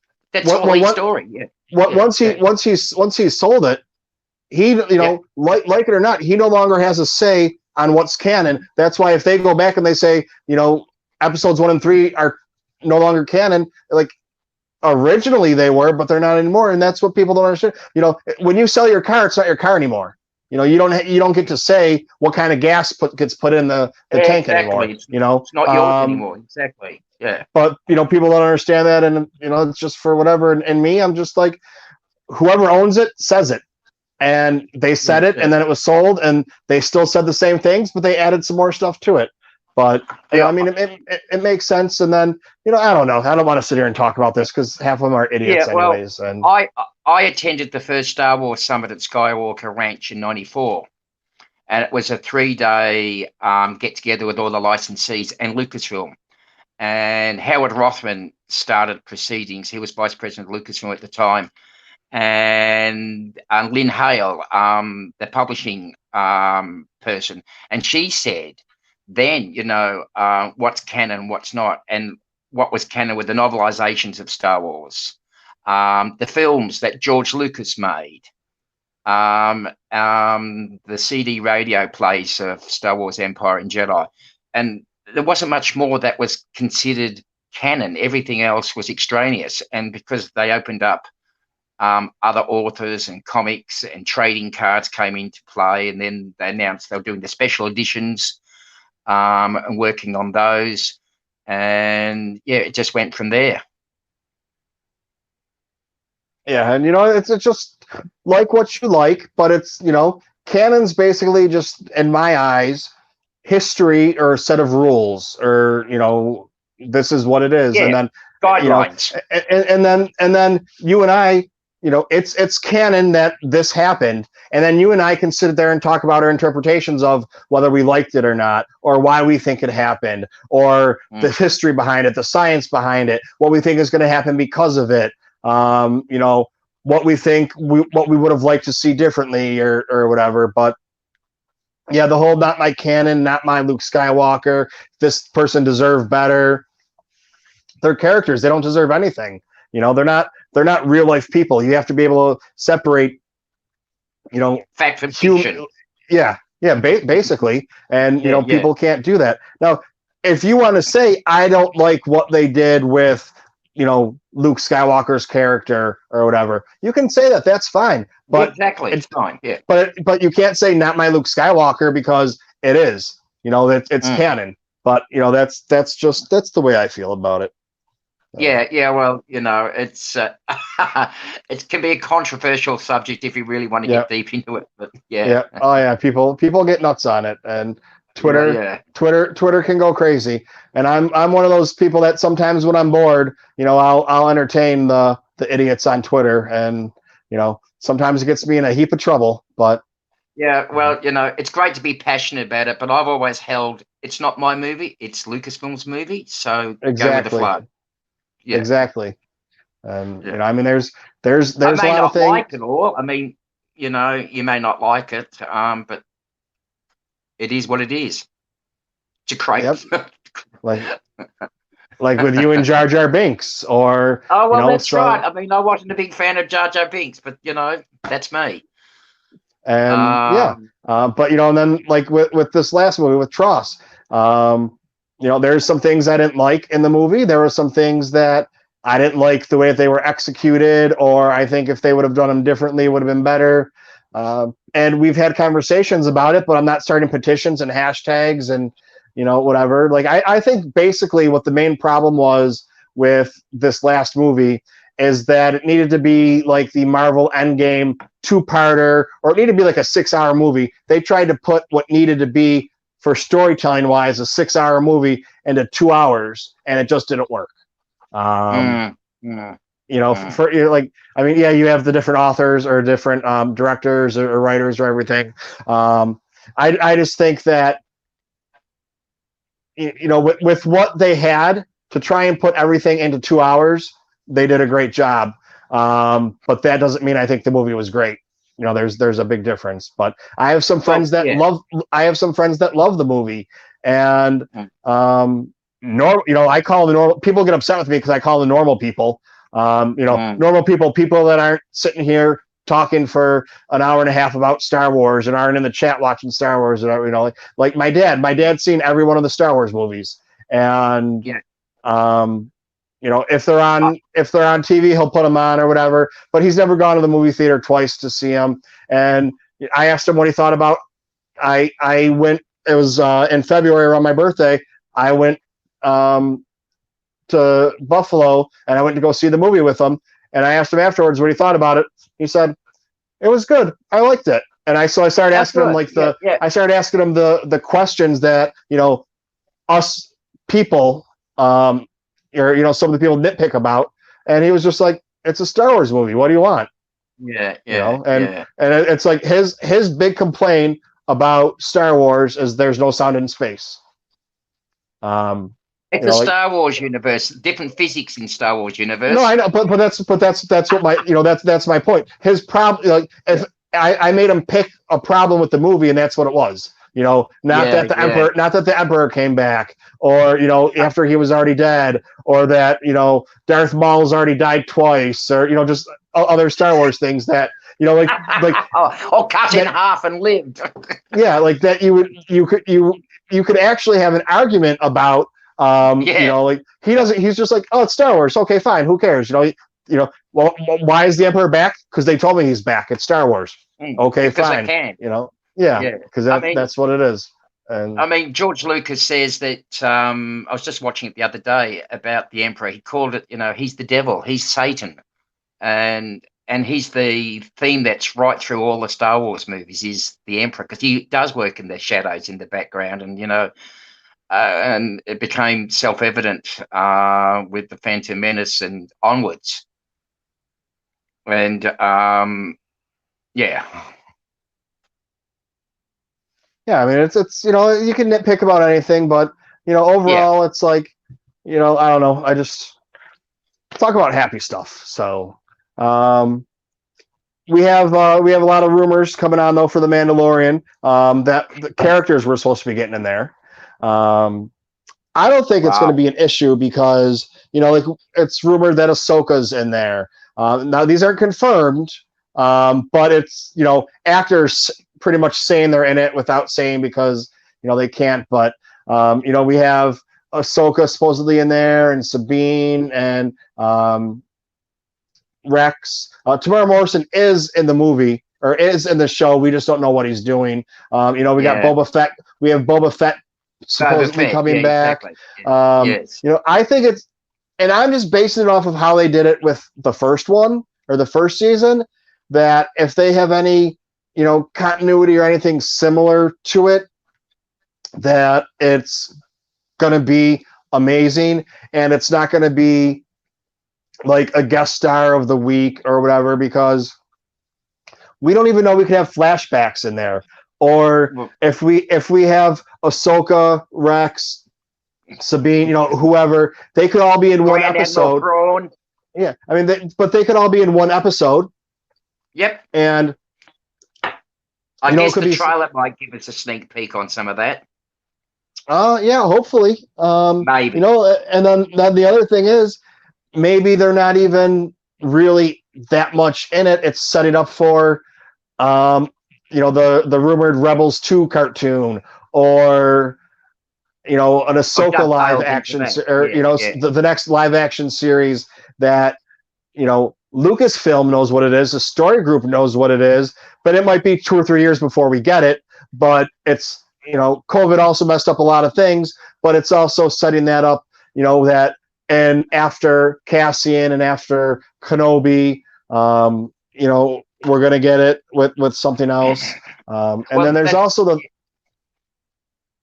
that's right, because I think there's the realization within Lucasfilm, because Kathleen Kennedy is saying, okay, we're stepping back to think Star Wars a little bit, and I'm wondering where we're going to go, because there's so much story content, because for over 1,000 generations, the Jedi were guardians of truth and justice and peace in the galaxy. So 1,000 generations is actually equates to 25,000 years. Mm-hmm. So now you've got a 25,000 years story history. You can go anywhere and tell a Star Wars story. You're in the Star Wars universe. And I think the only commonality that would be maybe the Force, maybe the common thread right through any Star Wars story that you tell. But for instance, Yoda's been training Jedi for over 800 years. Why not go 500 years back and where he's trained some exceptional Jedi? You could do that. So you've got the scope to go anywhere now. You can go away from the trilogy as we know, well, the 9 movies, the Star Wars saga. You can go 3,000 years before and tell some epic story, because you can. Yeah, well, we have the High Republic coming out. It was supposed to be coming out now, but because of COVID and everything, it's pumped back until January. But January, we're getting, I think, 3 books on the same day for the High Republic. Yep. Or at least 2 books. One's a novel. One's a young reader or whatever, which I'll still read. Yeah. And I'm getting advanced preview copies or press copies or whatever, so that I can have them read and do my review the day they come out, or whenever the embargo's lifted on it. Right now, I just started getting them. So there's so many different publishers out there that you have to go through and get everything okayed. I only have 2 of them, so I just got the Clone Wars book that's coming out. I got that this week. And I have to have that finished and do my thing for tomorrow on that after I get my computer back. But I didn't get the Thrawn book because that's a different publisher. But baby steps. Baby steps. I can't get everything all at once. So eventually they'll all come. But that's with the High Republic, they've gone back 200 years before. The events of Star Wars. Yeah. So before the original movie comes out, or A New Hope, whatever you want to call it, Star Wars, this is going to go back 200 years before that. So we'll have to see what that's like, and then what they're going to do with that. Are they going to is this? I'm convinced this is just phase 1, that it's going to be some books. And getting us introduced, and there's going to be like Marvel did, and it's going to. And I'm not comparing it to Marvel at all. Just saying, just different phases, and you're going to have, then a phase 2, which is going to be some more books and maybe some cartoons or some Disney Plus things, and see how that goes before I think a movie, because I think instead of saying we're going to do this movie from 200 years before Star Wars, where you don't know anybody and nothing's the same and whatever, they're just kind of testing the water and seeing, okay, what do people think about how this is, and then go into that, because they don't want to, even though Solo not performing the way it should have has nothing to do with the movie itself. That has to do with poor marketing and fan backlash. Yeah. A little bit of fan backlash, a little bit of poor marketing. I was at Good Morning. I've told the story a bunch of times. I was at Good Morning America for the Solo trailer drop. Yep. And I was the only Star Wars person there. No one else knew about it. There was someone wearing a Star Wars T-shirt that they sat me with. I was talking to Star Wars about him, and he was like, "Oh, I'm a huge Star Wars fan. Yeah. Did you see the last movie?" That's what he asked me. And it's like, yeah, I saw The Last Jedi. Oh, I haven't seen it yet. He's telling me that he's a huge fan, hasn't seen it yet. Some Star Wars fan. And then didn't even know there was a Solo movie coming out. Now, much less that there was a trailer dropping. He didn't even know there was a Solo movie coming out. So that just goes to show, everybody's a Star Wars fan, but there's way different levels. There's a true fan, a Star Wars fan, a true Star Wars fan. I'm not going to take anybody away. If someone tells me they're a Star Wars fan or loves Star Wars, I'm not going to take away their love for Star Wars. But there's just different levels of, you're wearing a T-shirt and you say that you haven't seen the last 2 movies or didn't know about it. That's kind of, but you tell me you love it. Okay, fine. You might love it, Star Wars fan. No, you're not. You're not. You're just not. You're maybe a 1 on a scale of 1 to 10, where I consider myself like a 6 or a 7. My girlfriend thinks I'm like a 12. But she's probably right. Yeah, probably. I was just thinking, then, if they make Star Wars movies back in time, they'll have to change the caption to a long time ago in a galaxy far, far away. Probably. Yeah.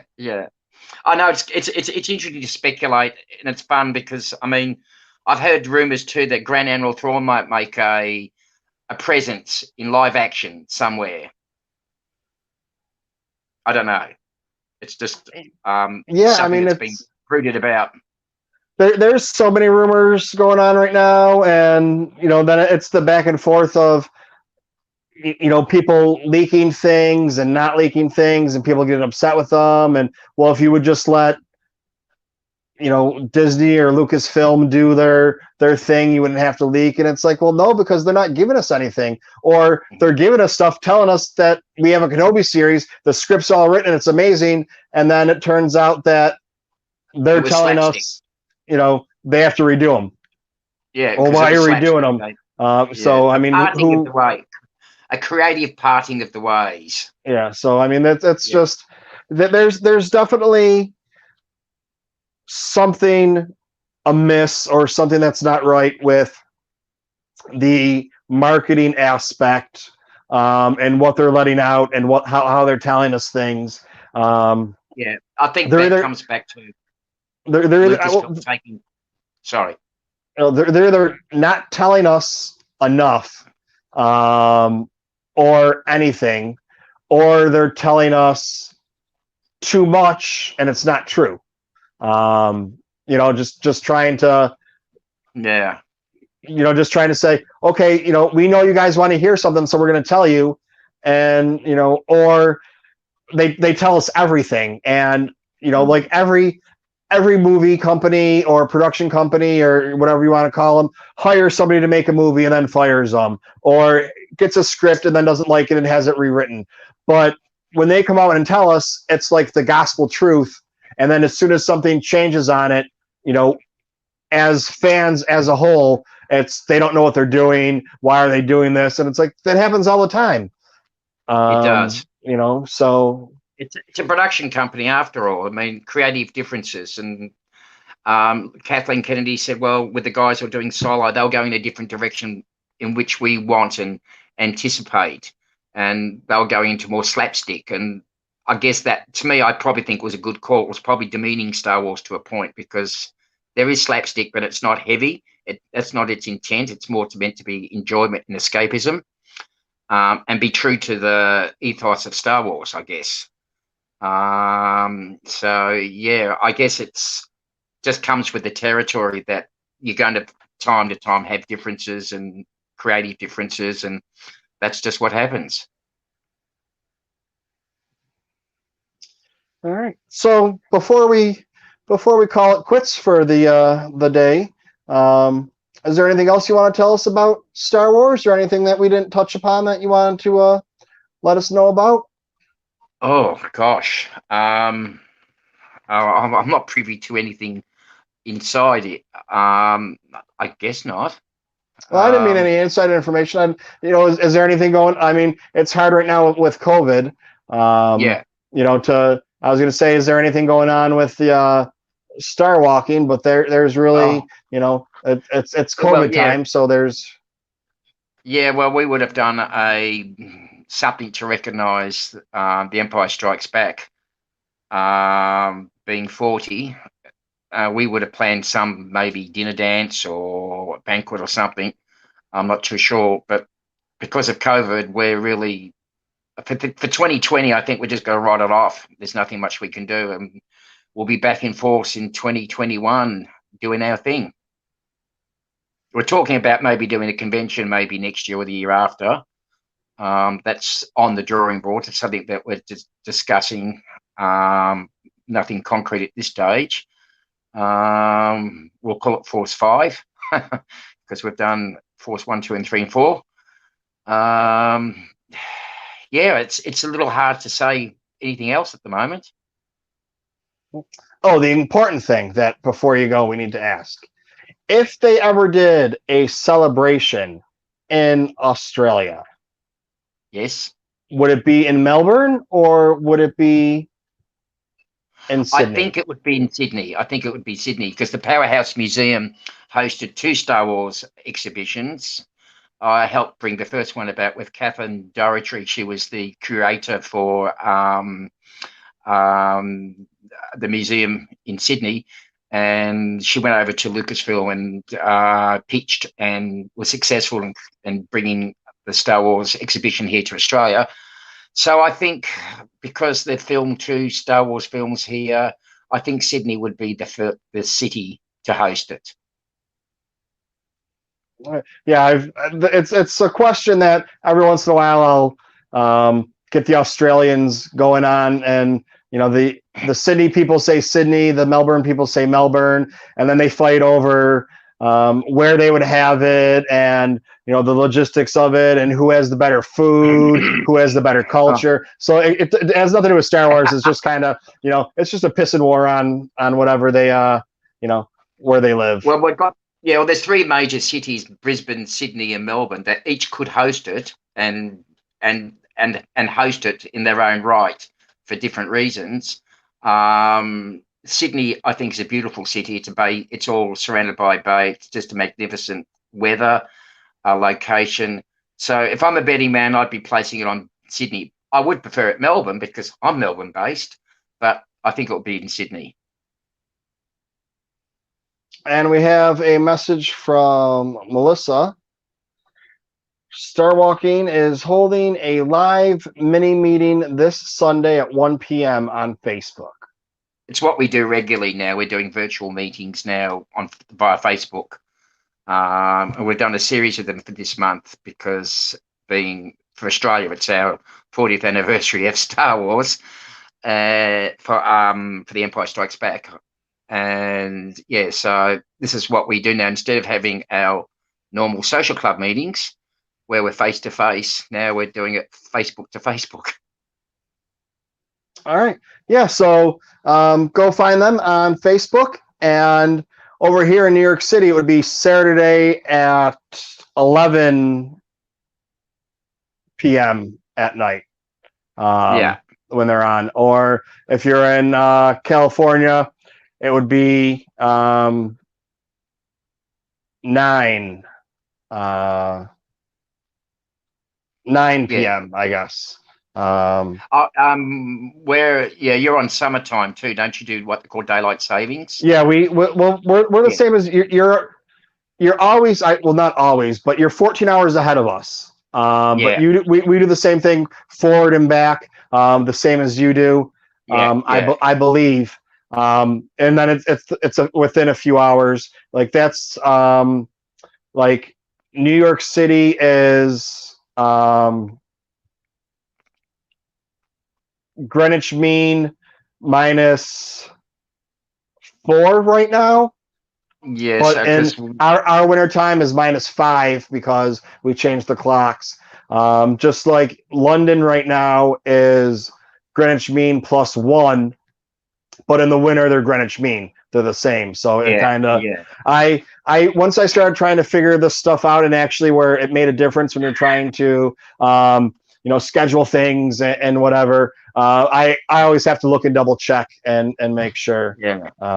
Because we've held some midnight screenings of the last 3 Star Wars movies, and we were actually the first ones in Australia, in the world actually, to see it, because the international date line's not far from the Australian coast, maybe 1,000 kilometres or so, but it ticks over, so Australia sees everything first. So we always enjoyed seeing the movies before you Americans. It's just what we like to do. Yeah. And that's my buddy Andy right there. What's the time difference? He was actually streaming the same time as me today. So he started a little bit before me, and I always go way longer than pretty much everybody else, but so he's coming in to catch the end of it. But yeah, Melbourne and Sydney is 14 hours ahead of New York City. Okay. Yeah. So that's the way I remember it or have it done. And then, if you go to, like, he's over on the West Coast, so he's 3 hours behind me. So they're actually 15 hours behind you. So right now it is 8:17 in the evening there. It's 1:17 p.m. here in Australia, and we're Friday. Yep, we're still Thursday no, we're not. You're Tuesday. You're Tuesday. God, what day is it? So Tuesday, of course. Yes, COVID. It's just I'm been locked down for 3 weeks. You forget what day it is. Yes, sorry. Yeah. Well, that's how I was, and I mean, I've been locked down, and New York is a little bit more open, but they're, like we talked about earlier, they've got it right, and they've started to open things up and said, well, we planned on opening these things up, but now we're not. We're going to still open this or do this. So they're, the numbers are still, 200 new cases of COVID a day, but it was 20,000 a day, a couple months ago. So yeah, so it was, whatever.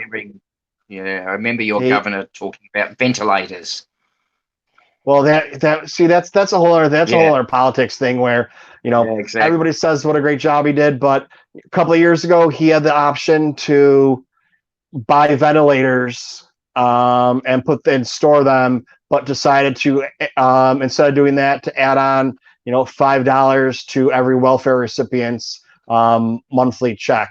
And then he turned around, and instead of saying this is what happened, he said, well, we don't have any, it's the federal government's fault, which is the federal government's fault, because Trump fired all of the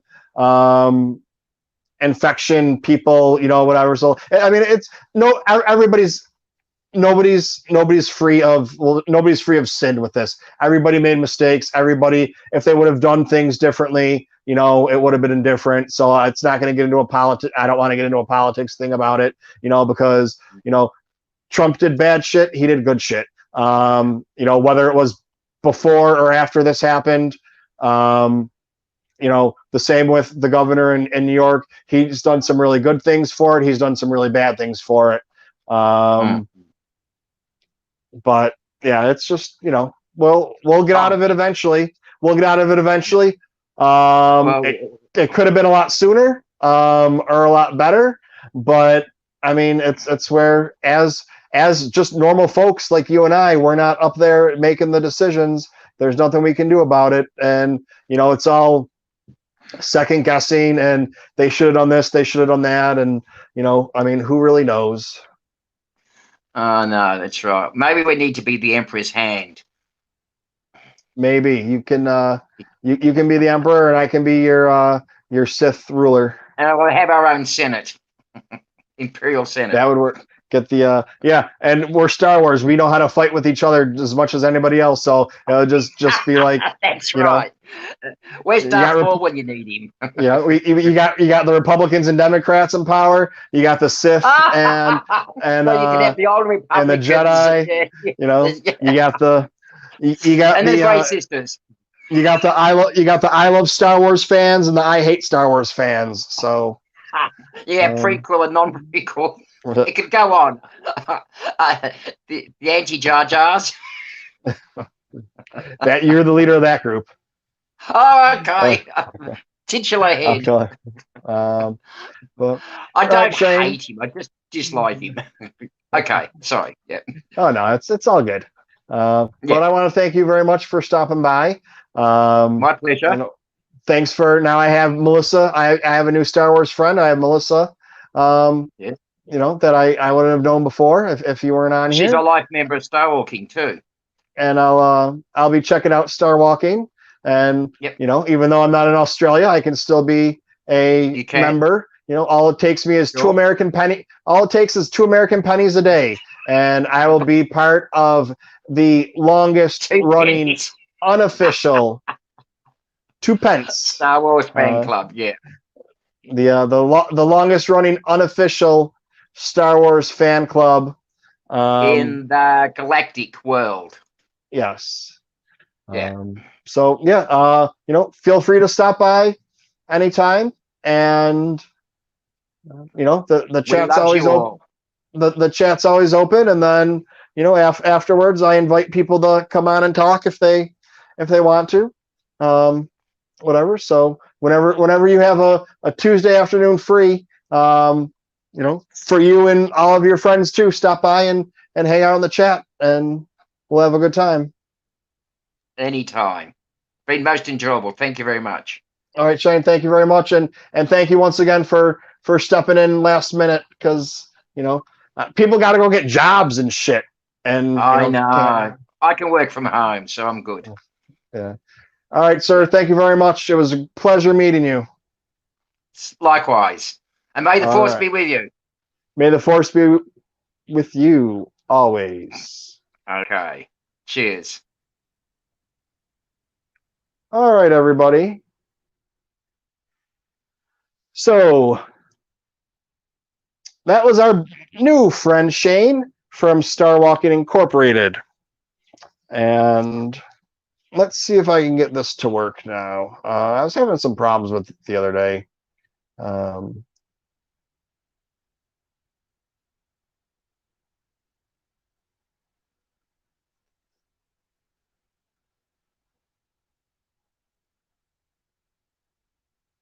Is it going to work? Is it going to work?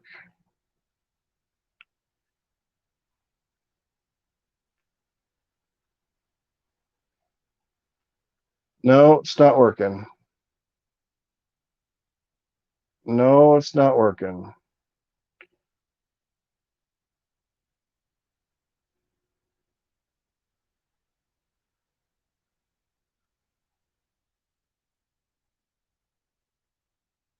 I ran into this problem the other day and I couldn't get it to work.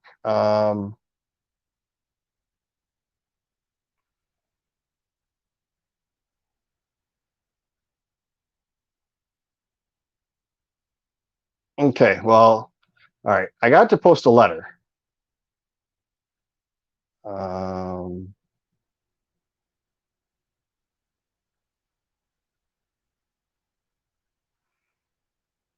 Why is this happening to me? That's my song. I hope you like it. If not, you can just find something else to. No, no. Yeah, I can't get it to work. But yeah, Melissa, thanks for stopping by. Let's see if I could try it over here. I'm gonna try something different now. So just bear with me, peoples. Um,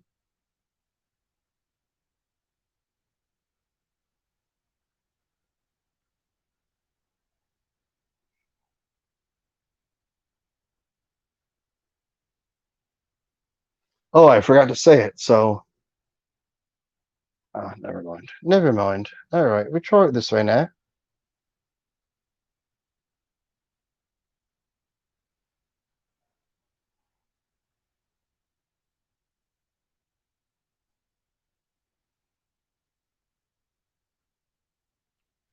Are you ready?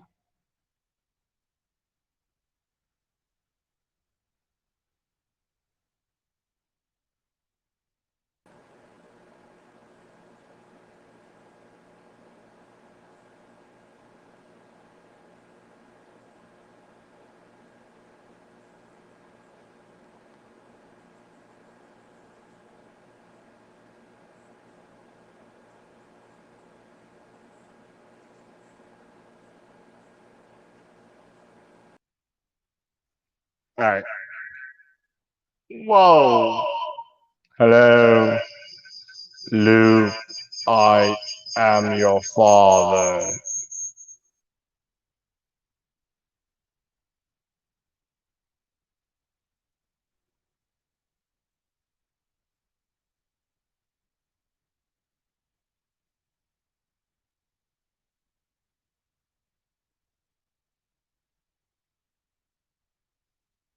All right.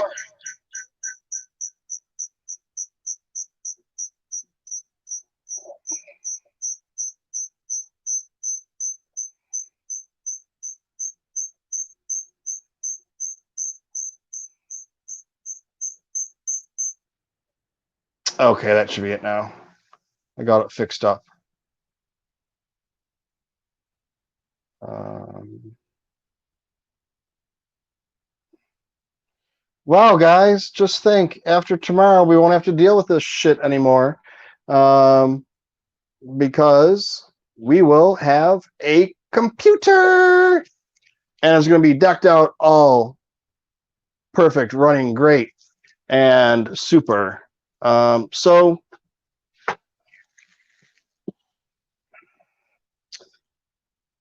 yeah, I know a lot of our friends that are usually here already told me they couldn't make it today. Um, or they wouldn't be around, or they stopped in just to say hi, catch the replay, which is fine. It's just more fun with people in the chat. But I did get this in the mail today. So somebody in the chat, they got to give it to me. What's in the box? Oh, and Spencer, I was trying to share the link onto StreamYard in case anybody wanted to come on.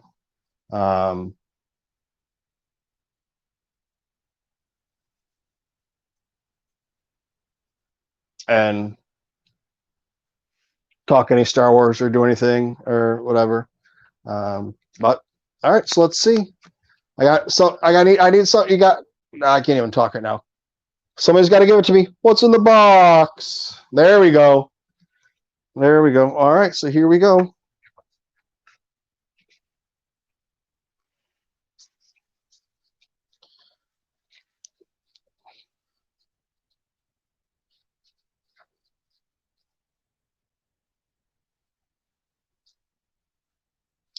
Bam!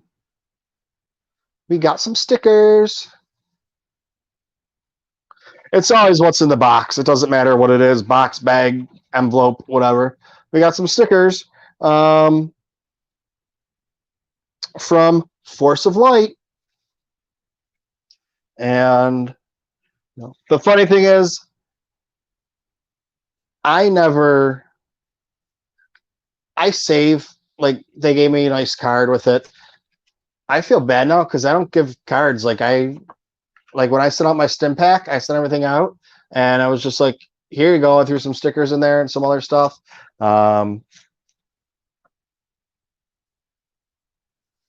Whatever. And I just, a quick little note, just scribbled on a piece of paper. And, then we got friends doing nice stuff like that. But yeah, so, whew.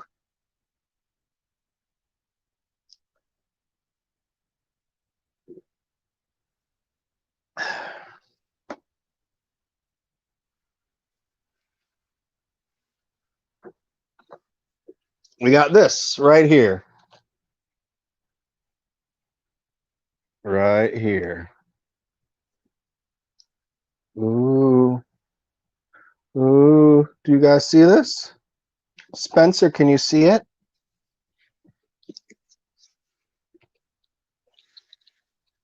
And for those of you that are here, watching now or later, I just got contracted to stream on Live like, you can sign up for Live and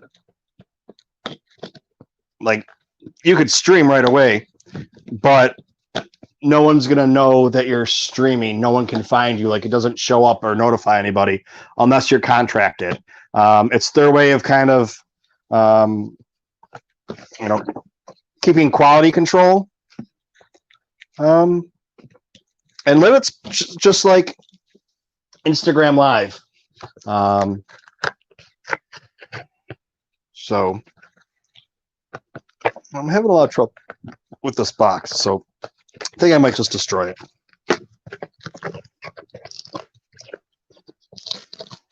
That's what happened.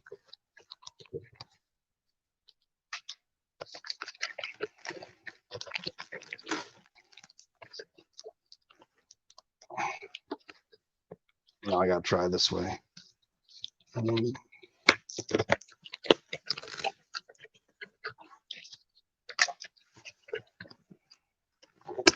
Okay, so this box was from the Nerf Herder podcast.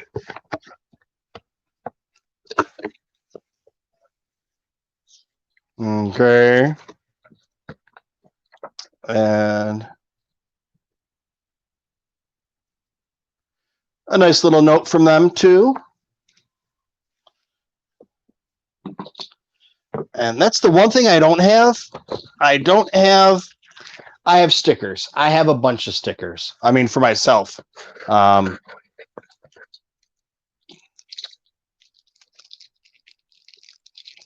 don't have any pins. and they sent me some pins.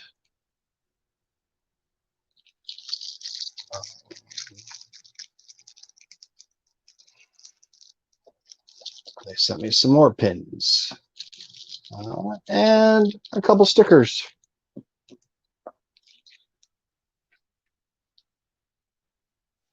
So thank you very much, but that's not it. That's not it. I got from them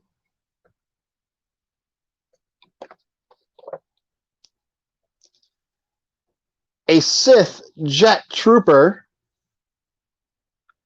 and C-3PO. You guys see that, what he's got in there? Trying to get it so. That's him with the bowcaster and Chewie's bandolier. That's amazing. These are amazing gifts. I mean, I don't collect Funko Pops. Just get that out there. I do not collect Funko Pops. You want to send me Funko Pops? I'll take them. You know, I mean, just whatever. So, yeah, this. No, it's funny this week. For what's in the box, I had some backup stuff that I could have pulled out. You know, that I haven't opened up on the show yet or done anything with. But yeah, that was nice because both my gifts, or both things for what's in the box, came from friends from other podcasts as gifts. And you know, I have other people, friends of mine, friends of the show, you know, that send gifts. That's where I think that Revan came from. You know, and here that's the great thing about this fandom and being friends with people. You know, are, you know, pass it on forward and just things like that. So you know, it's a great thing. Spencer says that he really liked the concept Vader, the one that got revealed recently. So for Funko Pops, we have coming out 4 McCory concept arts. We have the Vader, Luke, Stormtrooper or Boba Fett, I forget what they're calling it, but it's the white prototype one, and Chewbacca. Then we have a 10-inch Stormtrooper. And then we have Yoda raising the X-Wing as a scene coming out. And those are con, celebration, exclusive, whatever you want to call them, coming out. You know, you still have a couple more being revealed for Star Wars 40th anniversary. Those include the Amazon line. Amazon has 6 coming out. They've already come out with Luke on the Tauntaun and the Wampa. The next one they have coming out is Chewbacca. I believe he's flocked.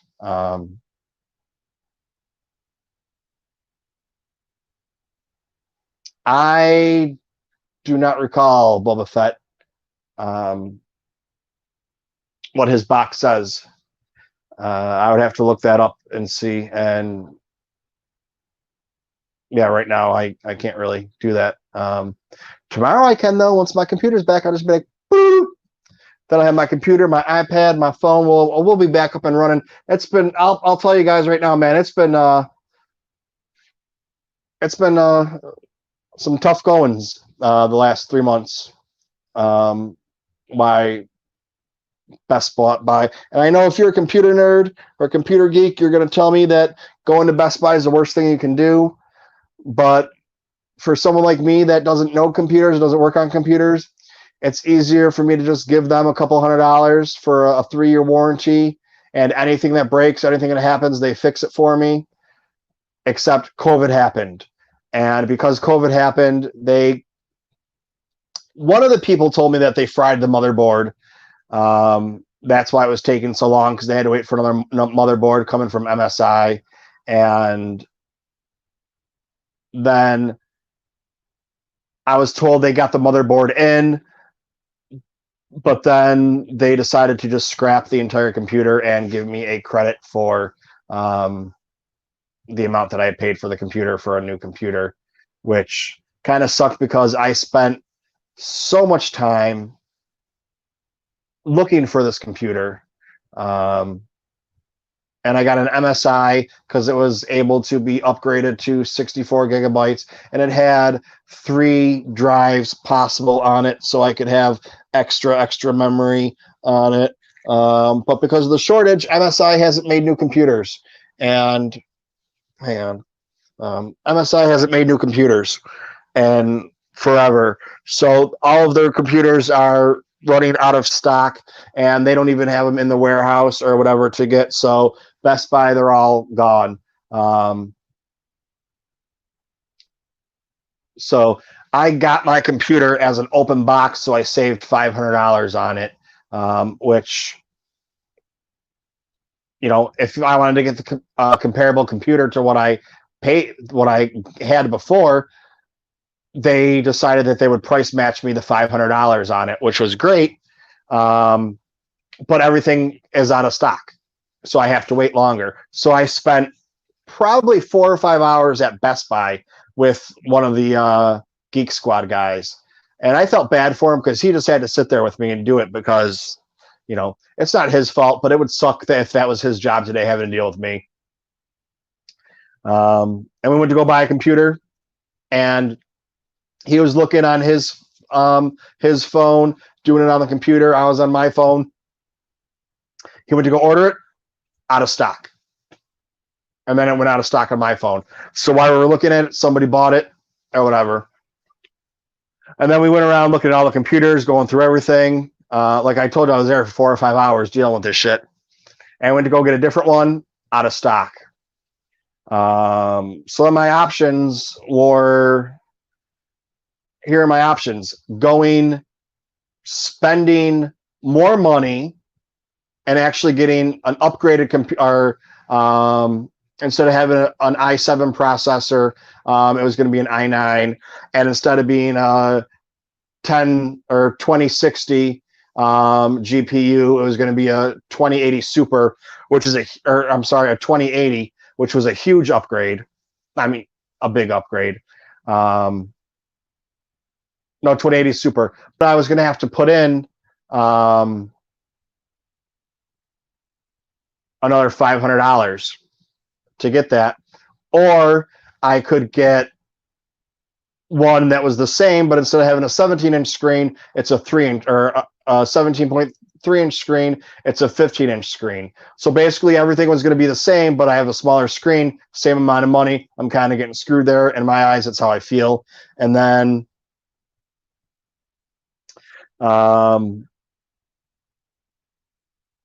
or they had an open box one, and I could have got that, and I would have had, but the only difference was the everything else would have been the same, but the GPU was a 1660 Ti, which is a little bit of a rank down, and it's a GTX, not an RTX. So some of the newer games that are coming out, RTX, I don't know what it means, but it's a different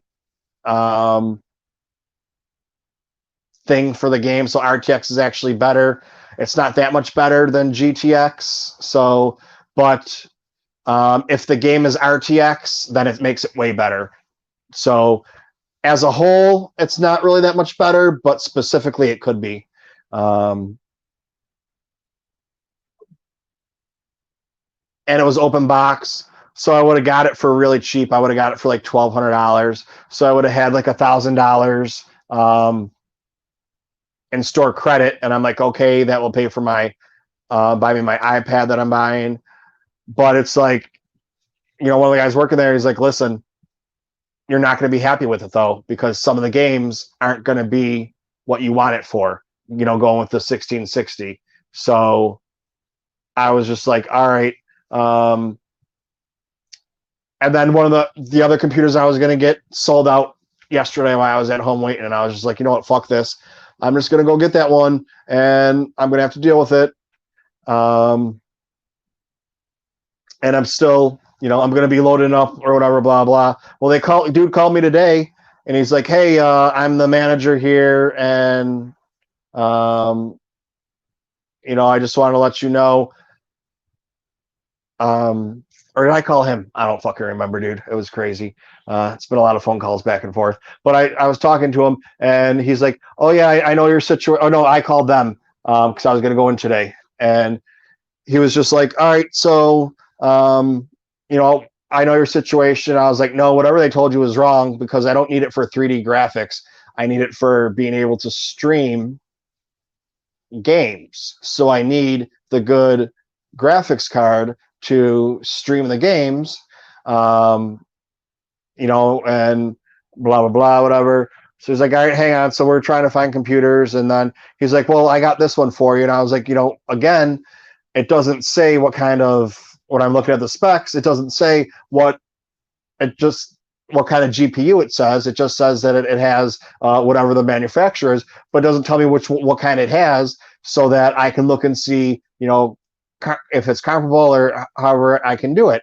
And he's like, oh, well, no, you're right. It won't be good for gaming. And I was like, well, yeah, plus it only has 4 gigabytes for the card when you're looking for memory for whatever. And I was like, I need at least 6. I need at least 6, but I want 8 and whatever.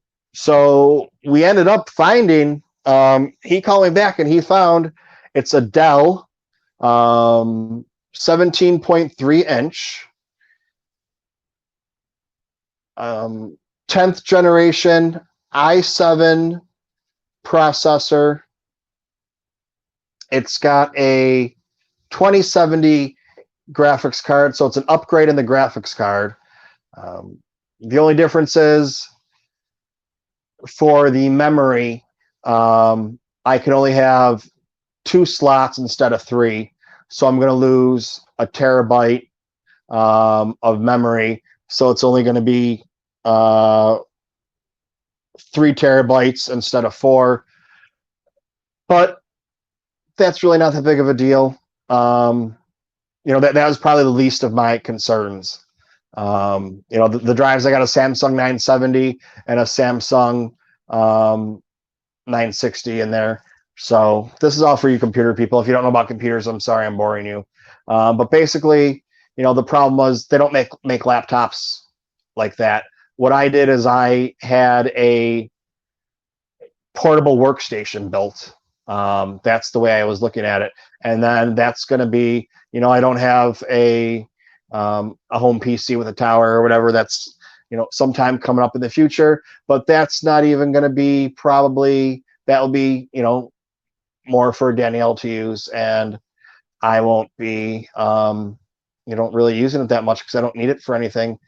So it's not worth it for me to go drop a couple $1,000 or $3,000 or $4,000 on a kick-ass gaming computer because I already have one. It just happens to be a laptop. And then I'll have the iPad Pro to use for just kind of fooling around and putzing around and doing whatever it is that I got to do and want to do.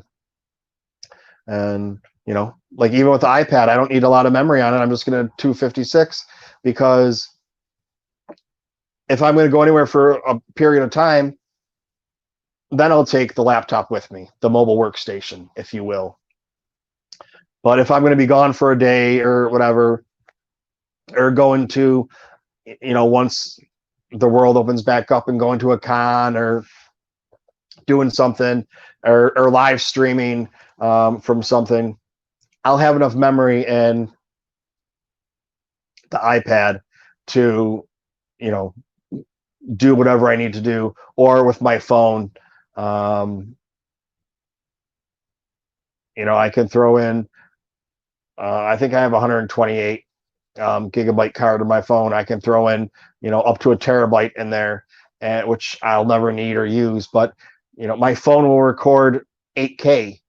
So that's way well beyond anything that um, is being used right now. But record that 8K, record that 4K. Same with the iPad, and then have it. And if I do decide that I need more storage, I can get a 14 terabyte tower for $300. And then that's just going to be for storing extra stuff and putting, videos in and whatever. So I don't know. I'm just rambling on now.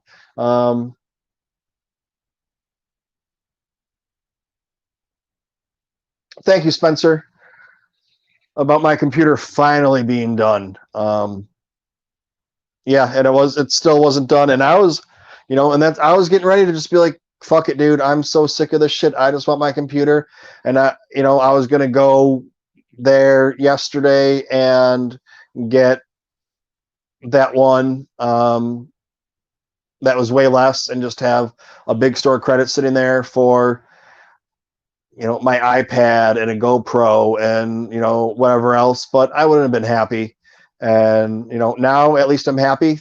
Everything is the same, if not better, that my computer was before, and except for I'm going to be having a terabyte less of memory, which is not a problem for me. I can handle that. And I'll have 3 terabytes instead of the 4 that I was going to have. And it's the 2 fastest the 2 fastest drives you can pretty much buy within reason. If you want to spend $700 a terabyte, yeah, you can get faster, but it's what I have, and then it goes to more than double the price for those. So I'll have the fastest one out there for gaming and running my computer normally, and then the second fastest one out there just for regular storage. So, dude, I'm good, man. My shit's a beast, and it's going to be going from here to there, back and forth. That's it. Not going to be taken anywhere else. A mobile workstation. So yeah, that's pretty much it. I think that's gonna do it for today, dude. I don't really know what else there is to talk about. Star Wars wise, we didn't get a Mando trailer. I guess we're gonna get one next week.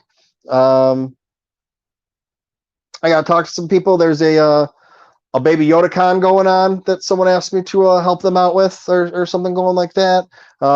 You got Force Fest coming on this weekend. I might be doing something with that. I'm not sure yet. Everything's kind of up in the air. I was, half committing to things and saying, yeah, I can probably help out, or I can do this, or I can do that with people, just because, not having a computer and whatever. But yeah. So when I at 10 o'clock in the morning, I will be at Best Buy getting my computer. And maybe an iPad too. We'll see. We shall see. With that, I say good day. May the force be with you always.